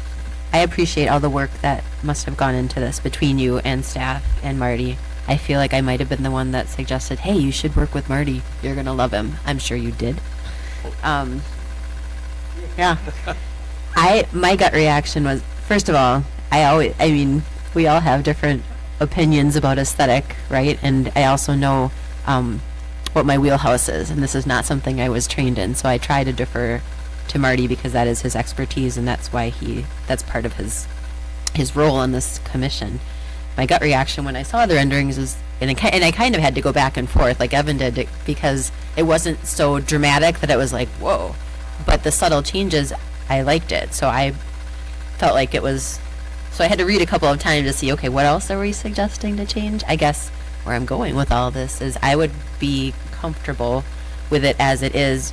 My bigger concern would be, because it is a facility where there will be treatments, we've had enough discussions with other facilities similar to that related to window coverings, where you will require something for privacy, and that tends to become a point of contention with what that's going to look like and what is considered acceptable. So I don't know if we're at that point yet, but that would be something that would be Yep. We actually discussed it at the regional plan commission meeting as well. It was a major, I think Ms. Mayor brought it up. That was a concern, and obviously any kind of a medical facility, any facility where privacy is of concern for procedure, you have to have that privacy. But Yeah. it doesn't have to be there all the time. We discussed the fact that the client currently has a facility like this. When they do a procedure, the shades come down. When the procedure is over, the shades go back up again and the windows are exposed. When I walked in here today, I walked past 4 offices on the ground floor of the city hall here, and the shades were down. Everybody uses shades for a little bit of privacy when you need it, for the sun on a really blinding day, whatever the case might be. But the applicant has indicated that their intent and the way they operate currently is that those shades would not be down all the time. And that's the best that we can do. Again, I thank you for all the work, for everyone that put work into this. I know it was a little nebulous coming out of the last meeting, and so I think I like the result. Any other comments? Commissioner Strelchak. First of all, thank you so much for working with Marty and going through those several meetings with Marty and staff and making those adjustments and being willing to be collaborative in the process. Again, in the end, really what we want to see is you guys thrive and survive in the community, do exceptionally well. Plus, we want to have something that once you build a facility, if you ever choose to move on from that facility and go to a different space, or it's not fitting for you, we want to continue to have it remain as an asset within the community. So, that's the whole goal of this entire process. So again, thank you for your patience and working with staff and Marty on this. I guess my one question really goes back to staff recommendation to table. They'd want to see some other things. So I'm going to ask you, kind of put you on the spot and say, hey, what exactly do you want to see in a revision? If there's something that you feel is incomplete here, the architect that worked with the team here is comfortable with it. I'm comfortable based on the feedback, what I'm seeing here and everything else, giving a yes vote. But if there's a condition or something that I can help out and make sure that we have everybody happy with the process, I'd like to have that feedback from staff as to what that would mean in this meeting. So something simple, not a complete revamp, is where I'm going with this. So thank you. Thank you again, Commissioners. Again, staff was not indicating that there was any direction from anyone to do a wholesale change. I can't speak to any one particular item that we listed, that we would have to see it. In fact, I said that at our meeting when we asked for these changes, that it wasn't necessarily a guarantee that just because those changes would be made, that's what would ultimately get recommended for approval. So I do want to protect a little bit of staff credibility as it relates to that. These were just, we can't ignore the concerns that we've heard. in the past about these styles of buildings, and those concerns continue to happen throughout this process. So, we wanted to offer up some other images and some other ideas, not that those would all inclusively be added to the building. So I don't have any one particular one or exactly point to any of them. They were just suggestions to help the Planning Commission work through this dialogue. We all know from the past that we don't want to design it on the fly, right? So we felt as though providing you with a list and some imagery that you could maybe help guide the conversation tonight or the decision-making tonight was the best that we could provide to you. Awesome, thank you.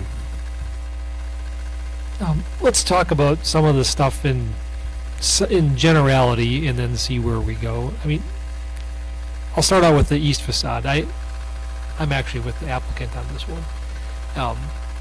No one's going to see it. It faces the freeway berm.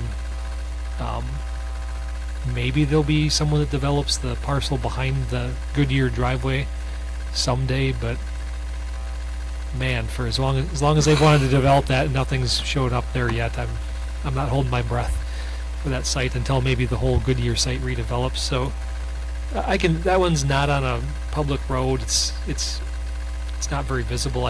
I'm fine with that as is.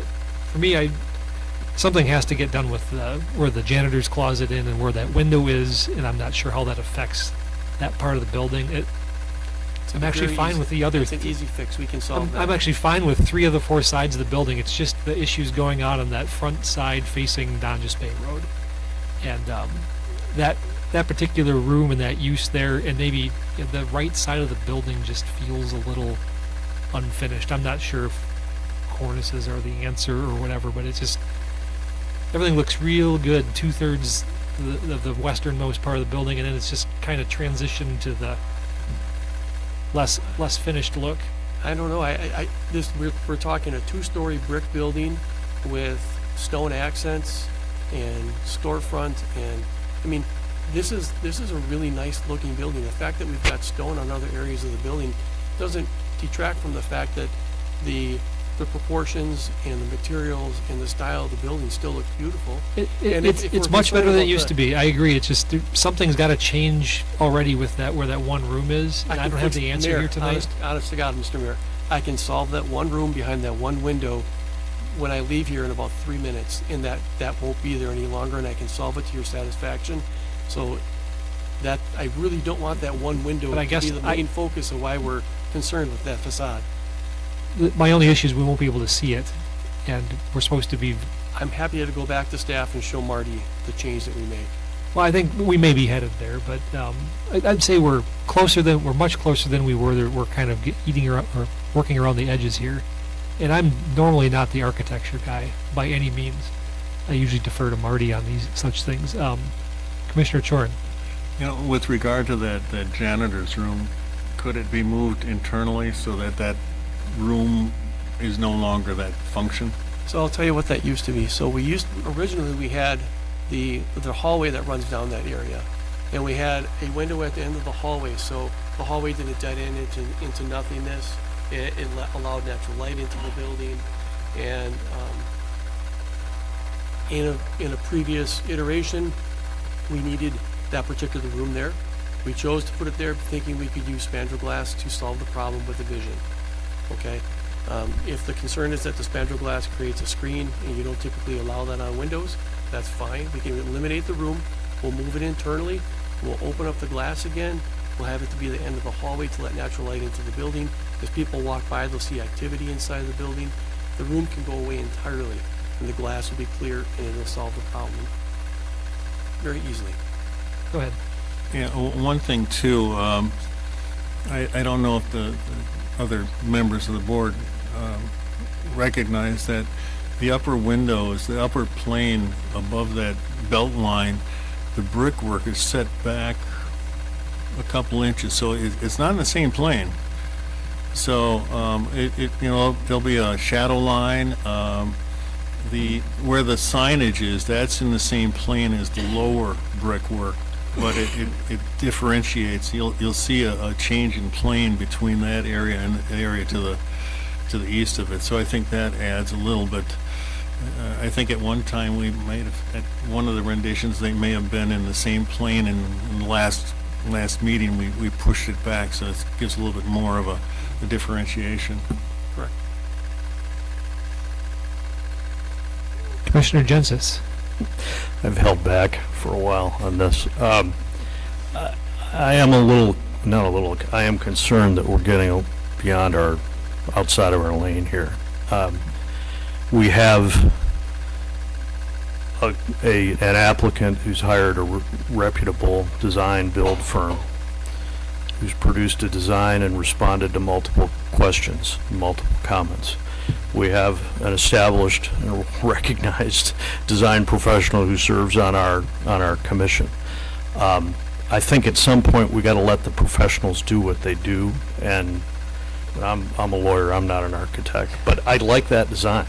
So take that for whatever it's worth. It's also very expensive for the applicant to go back again and again and again on revisions that I'm just not seeing them as being critical to the function of this committee. And I think we've taken this about as far as we can take it. My recommendation would be that this be taken off the table, and that if we subject it to any further review, one final review with Marty and with staff, and we move on with it.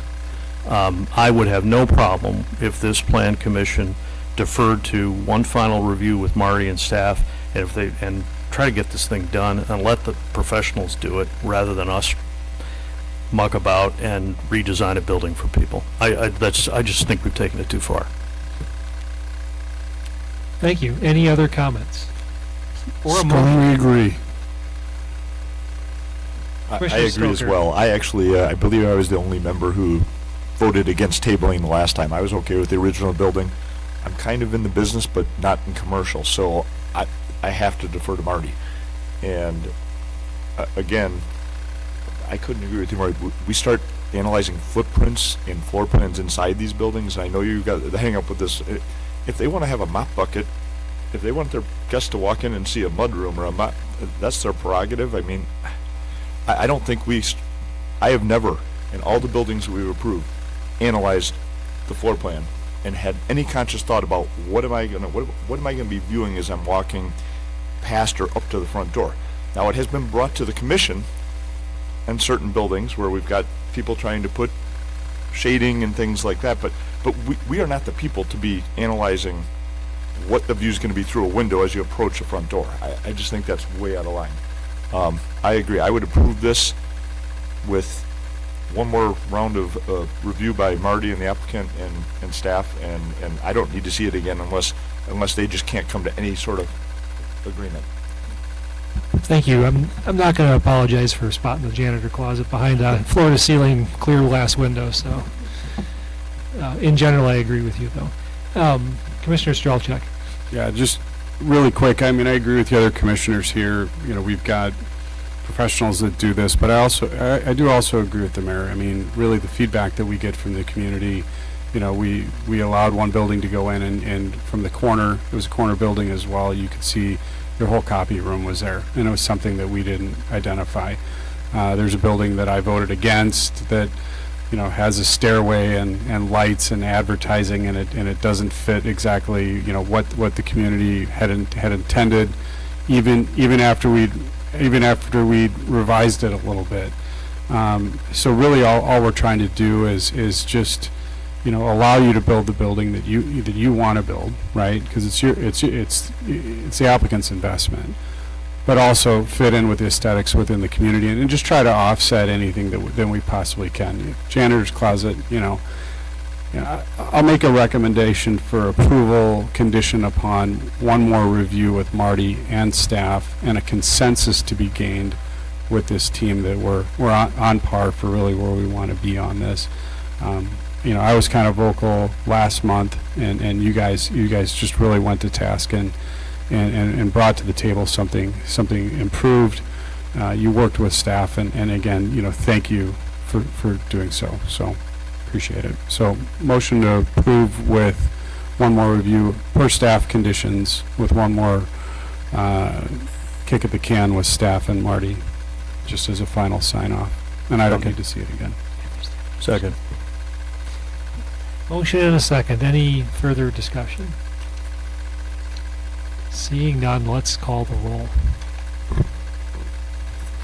Just confirming, Yes. okay, thank you.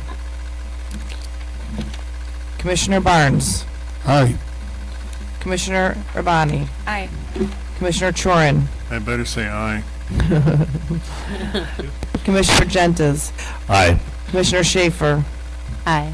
Commissioner Stoker, Alderman Strelcheck, Aye. Mayor Nurbin. Aye. Vote passes. And whenever you meet, let me know. I'll try to attend, just to close the loop. Thank you.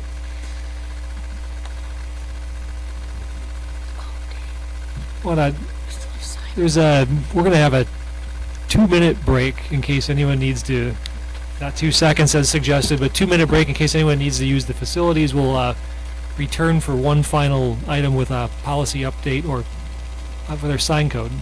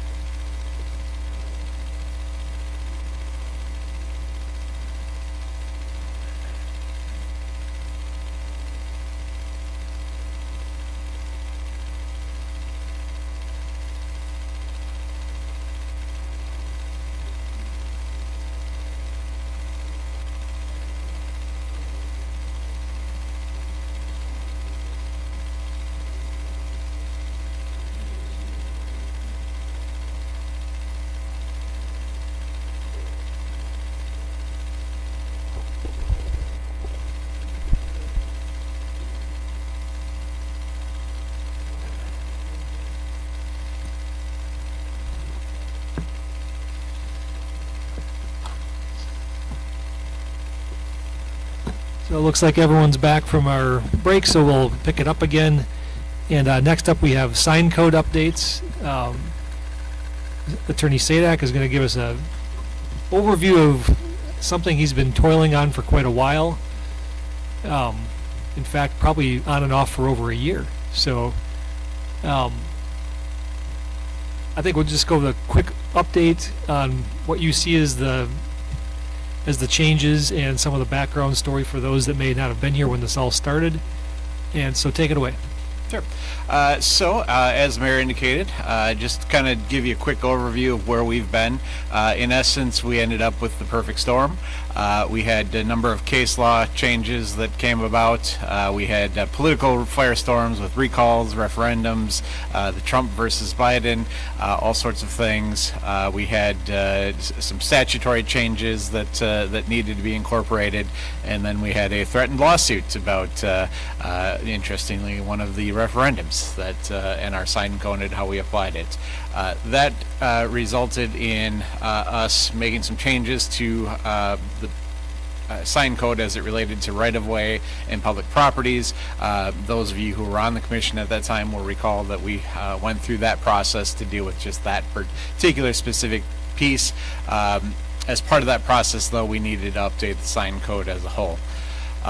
Historically, speech, government regulation of speech generally was afforded what we call intermediate scrutiny, which just basically says that as long as the regulation is content neutral, that it's narrowly tailored to a governmental interest, and that there's ample room for alternative speech, that you're going to be fine. What is content neutral? Basically, those are your time, place, and manner restrictions. We've all heard the adage, you can't yell fire in a crowded theater. That's kind of what we're talking about, that while you have free speech, you can yell fire. If you're in the wrong place, we can regulate that and restrict that because bad things might happen. What is not content neutral is where we're actually specifically looking at the message, the viewpoint that's being done, the specifics of what's being communicated in essence.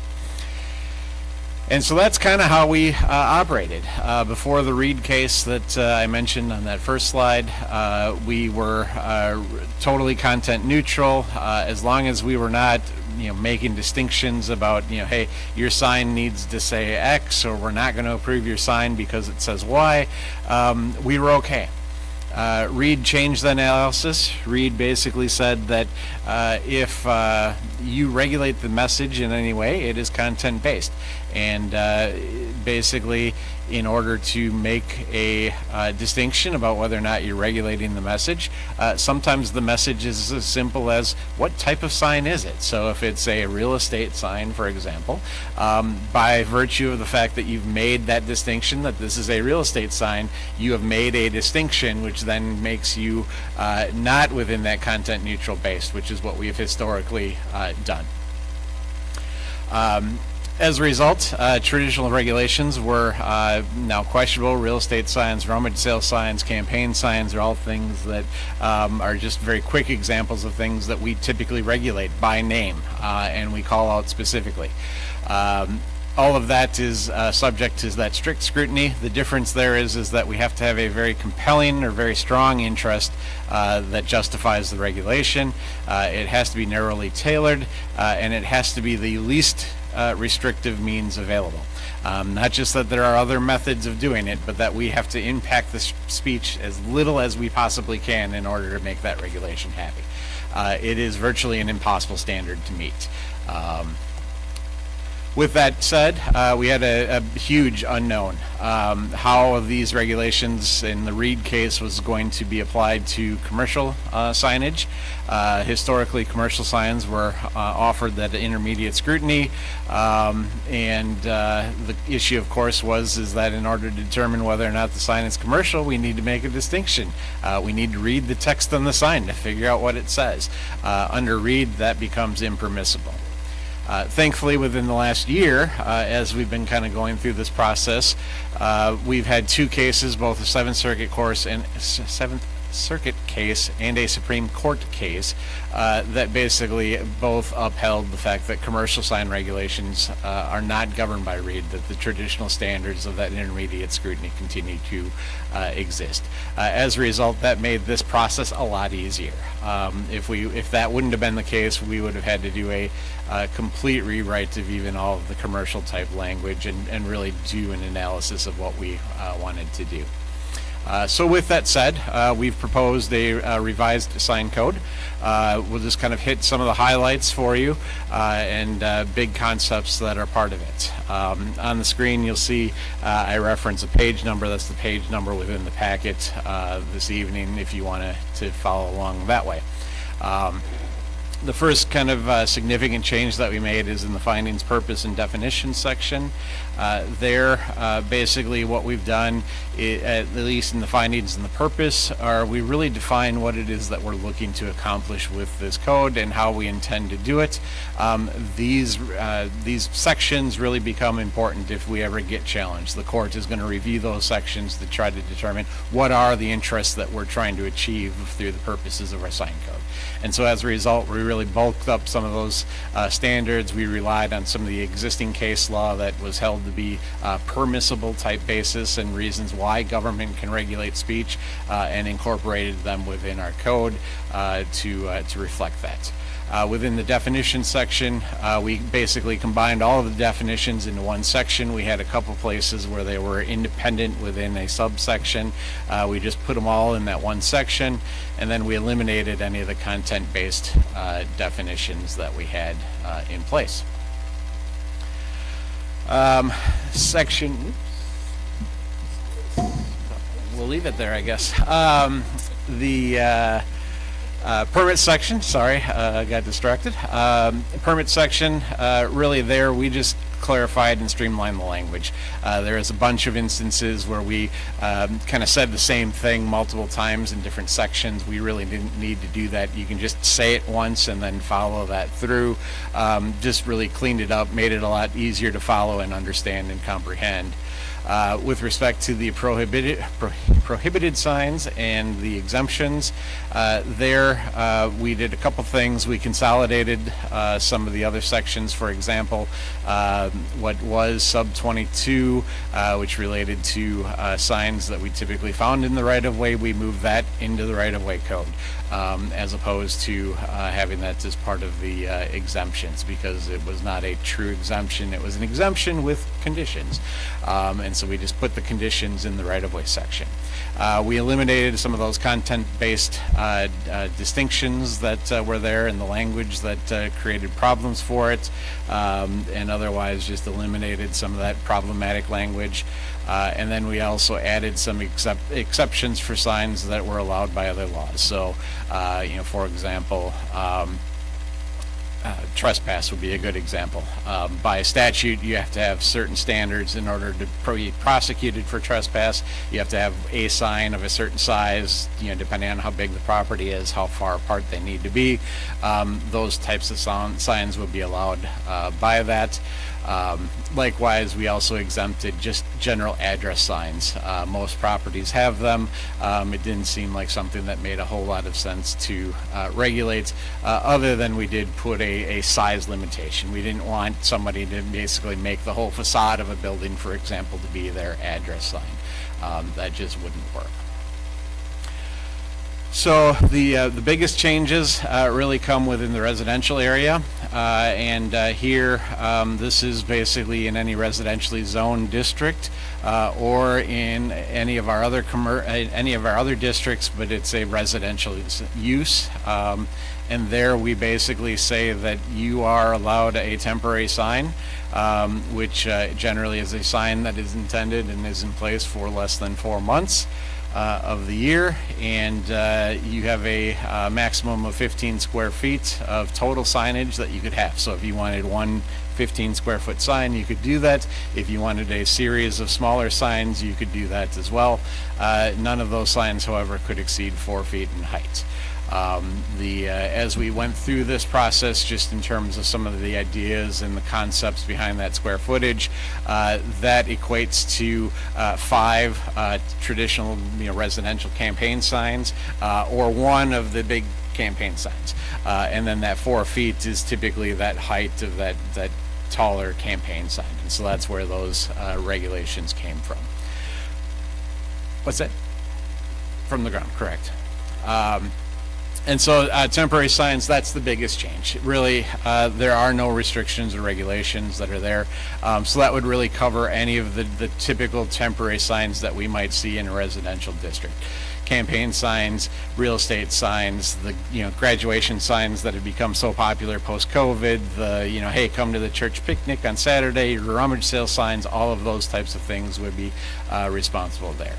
One thing that we'll talk about here towards the end is that we did bulk up the kind of maintenance and appearance language, with the idea being that we didn't want somebody who just had a temporary sign that just they allowed to deteriorate to the point where it was causing issues and problems as well. So we tried to kind of to tackle that in two different places.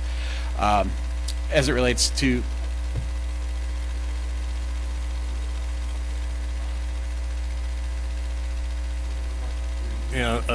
you see these, with a big banner open or something, they look to be 8 feet tall, and that's not going to be allowed then, right? Correct. Basically, the code does. You allow those under the commercial zoning as part of a banner. Right. So the language of the code is that they are any of the prohibited signs are not allowed to be a temporary sign. Prohibited signs include those banners and those types of things, but the language there says except as otherwise provided in the code. And as Ms. Tollefson notes, we do have within the commercial code a section that does allow somebody to get a permit for those types of signs.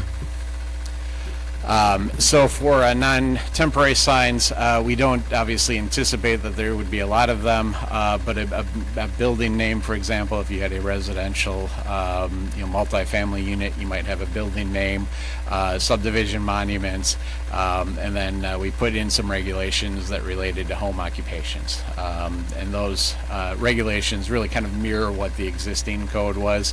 Again, because that's typically a commercial type use at that point, we were afforded a little bit more flexibility in terms of just kind of keeping that current standard as opposed to trying to figure out how we were going to deal with it if READ applied to commercial signage. The next section is the public property and right-of-way. Not really any changes to note except for one. Basically, the intent here was mostly just to integrate it within the code itself instead of just being kind of its own section as we adopted it last year or a year and a half, whatever that was, ago. The big change that we did is really just based on our experience and practice. We tried to do this concept of the street reserved area and the Mayor Worth's concept behind that was that we wanted to try to make it as consistent as possible from site to site. And there's differences, obviously, if you have an old meets and bounds description which goes out to the center of the road versus if you've had dedicated right-of-way. And it was a good idea in concept, but in practice it just created more issues than it was probably worth, because we ended up in circumstances where we, to be honest, weren't sure whether or not signs could even be there, because it was not our right of way, but it wasn't our property, and it just became kind of a nightmare. And so we did return to that, first that right of way is going to control first, and where you don't have dedicated right of way, then we apply that street reserve concept to try to make it at least a little bit more consistent with the areas where that dedicated right-of-way is. It's not going to be quite as uniform as Mayor Worth had his concept was, but it'll be a little bit more standard than just kind of allowing them just to go right up to the edge of the street. Non-residential areas, as I say, not a lot of changes here, and the changes that were made are a little bit more either just cleanup or some small policy-related issues that staff and I talked about as we were going through this. So first, we just incorporated other sections within the non-residential section. So for example, we had a provision that was separate that related to agricultural farm signs. We had a section that was separate that related to signs on I-43. All of those are non-residential signs, so we just put that all within that same section. Likewise, just as in all of the other circumstances, we removed some of that content-based language. So, for example, religious signs, which we had a code provision on, we deleted. That just became some general regulations that applied to all IPS properties.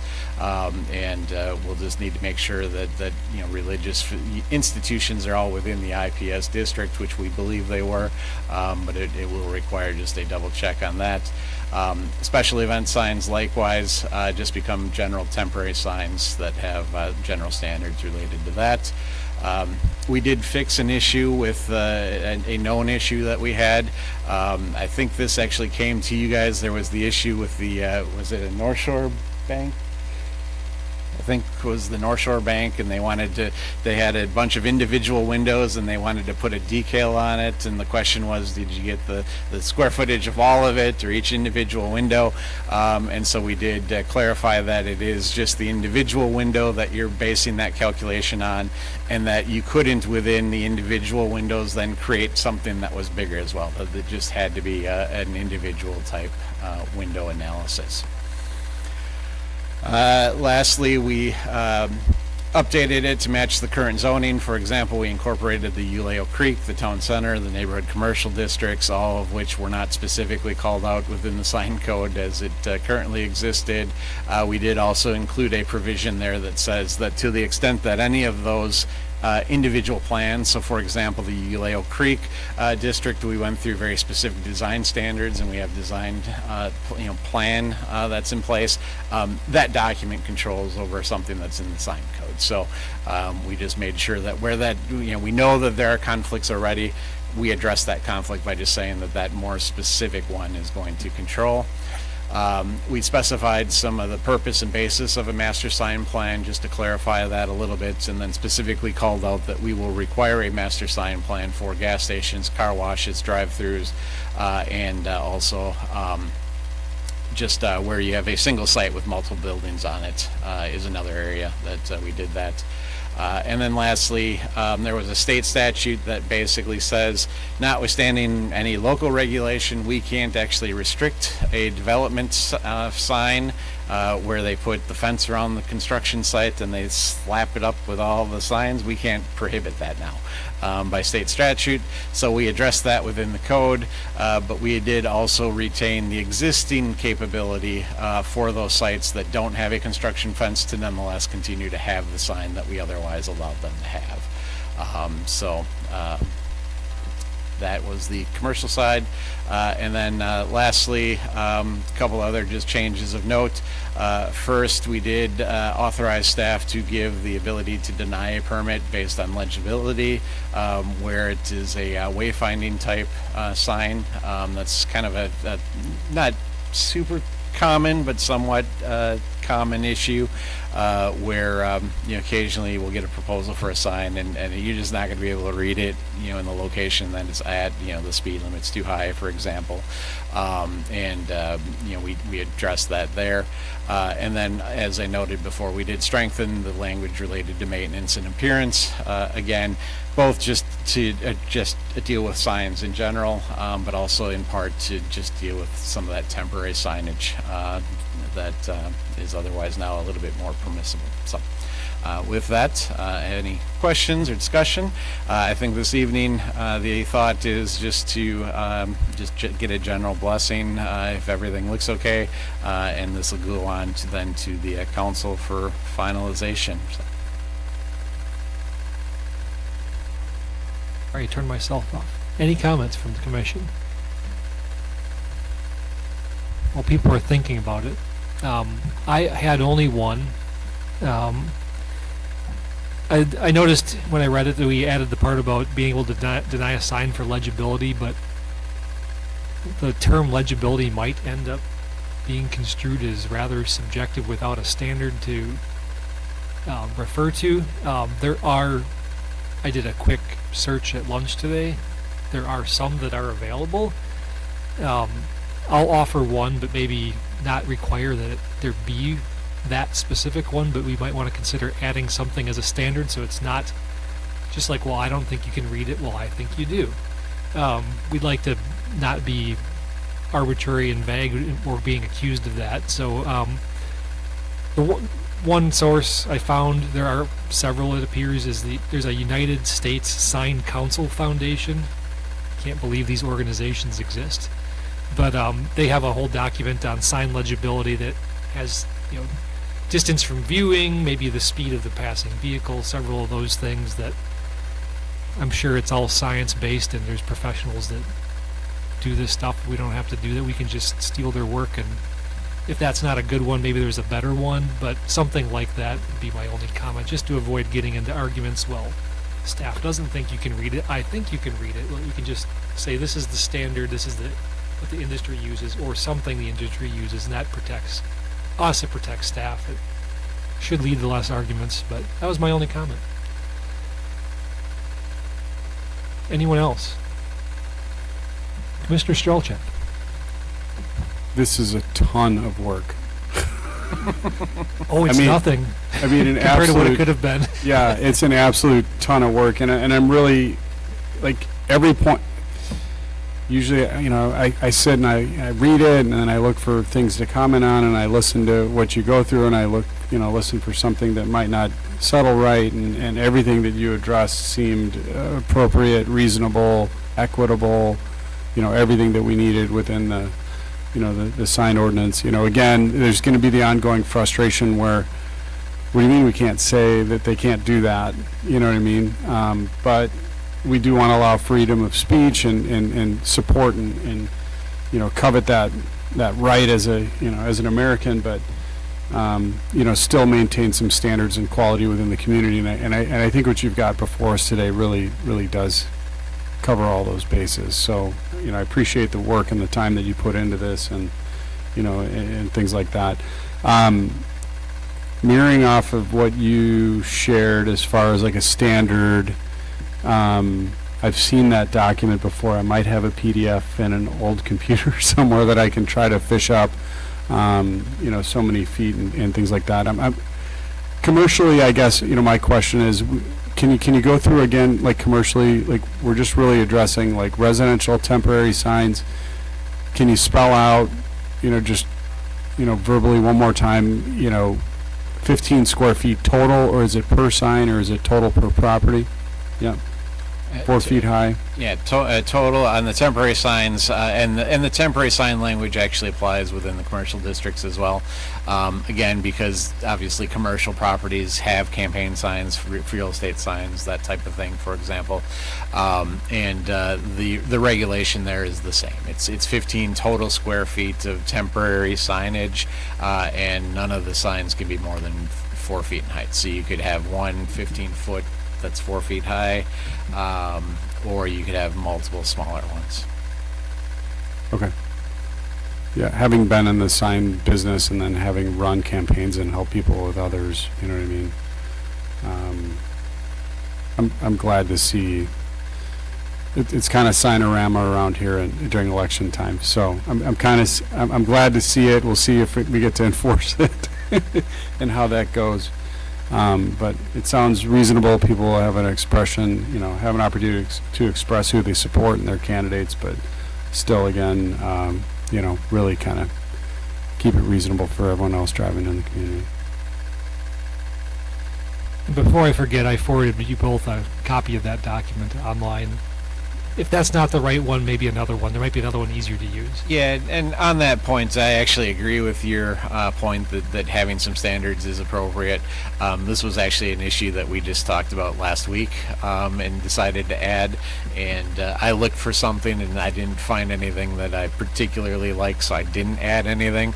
But I had not looked at that particular source, and I just recall a conversation we had recently about a window decal that we may have ultimately caved in on because we had a conversation very, very much like, I think it's legible, I think it is, I think it's not, just avoids that argument. And then, we're not experts up here, and maybe outside of one guy who used to make signs, but we're not experts by any means in these things. It makes our lives a little easier, your lives a little easier. It's better for everyone. Commissioner Urbani. So does the sign-free zone go away? Did that exist right behind the? No, that was a proposal that was part of the right-of-way area as we were going through the process of adopting that section. That the free area, the free zone, actually did not even get adopted in the kind of version that we ultimately ended up adopting. So. Do you have a sign in mind? I'm just kidding. Not yet, but time is coming. I'm not trying to encourage anyone. Any other comments? Just thank you to Brian. I always try to sift through and read to the best of my ability. And speaking of things that aren't my wheelhouse, this would be another one. So your presentation is a good summary. That's helpful. Thank you for doing that. I agree. It's tough to get through. I broke it up into like 6 chunks over the weekend. I tried to read it all at once. It was hard. Any further comments, or we're good with this? Do we need a formal recommendation? Yeah, we probably should Move to have a recommend. recommendation. So it's a motion to recommend with motion a second. Hopefully that motion includes finding some sort of standard for legibility. It includes a standard for legibility. Perfect. That's what I thought. I heard. So motion and a second. Any more comments or questions? Hearing none, all in favor, please say aye. Aye. Any opposed? All right. It goes on to the council. Thanks everyone for sitting through that. I know it's a relief for the attorney to have that off his plate, but it's actually a rare instance of where it was a good thing he procrastinated. He saved a ton of work. You knew it was We were coming. looking at pretty much throwing the whole thing out and starting from scratch. Until the case came through, yeah. Announcements. In the packet, there's a 2024 meeting calendar, just as a heads up. Staff has given me an indication they want to say something, maybe? Well, we had just talked as we drafted this schedule if there was a preference by the Planning Commission about basically this meeting next year at this time. So we had a week between Thanksgiving, before tonight's meeting. But when you look at the 2024 calendar, I think we have basically 3 options. What we did is we kept it on the first Monday of December, but that is the Monday after Thanksgiving. So that means we're, distributing the packet, Wednesday. So we just didn't know if people really wanted to be at the meeting, the Monday night after Thanksgiving. Your other options are to do it the Monday night before, the Monday, leading into the Thanksgiving week, or we could push it to December 9th. It's just that for items that are going to council is the next night. Yes. Yeah. So, I mean, it can, the second would be our normal, but I just wanted, and you've got time. I mean, no one's applying for December of next year just yet. So, if you want us to poll you at a later date, we can do that. But I just wanted to raise it in case anybody felt strongly one way or the other. How do people feel about that Monday right out of the Thanksgiving holiday? There should be plenty of time to read the packet.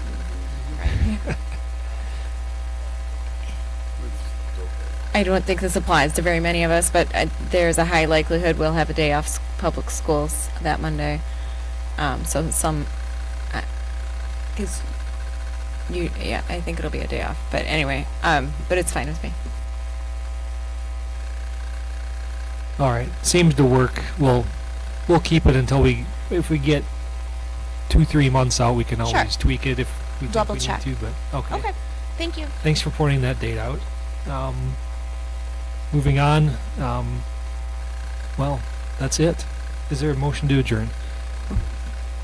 Motion and a second. All those in favor, please say aye. Aye. Any opposed? We're adjourned. Thank you. Good night.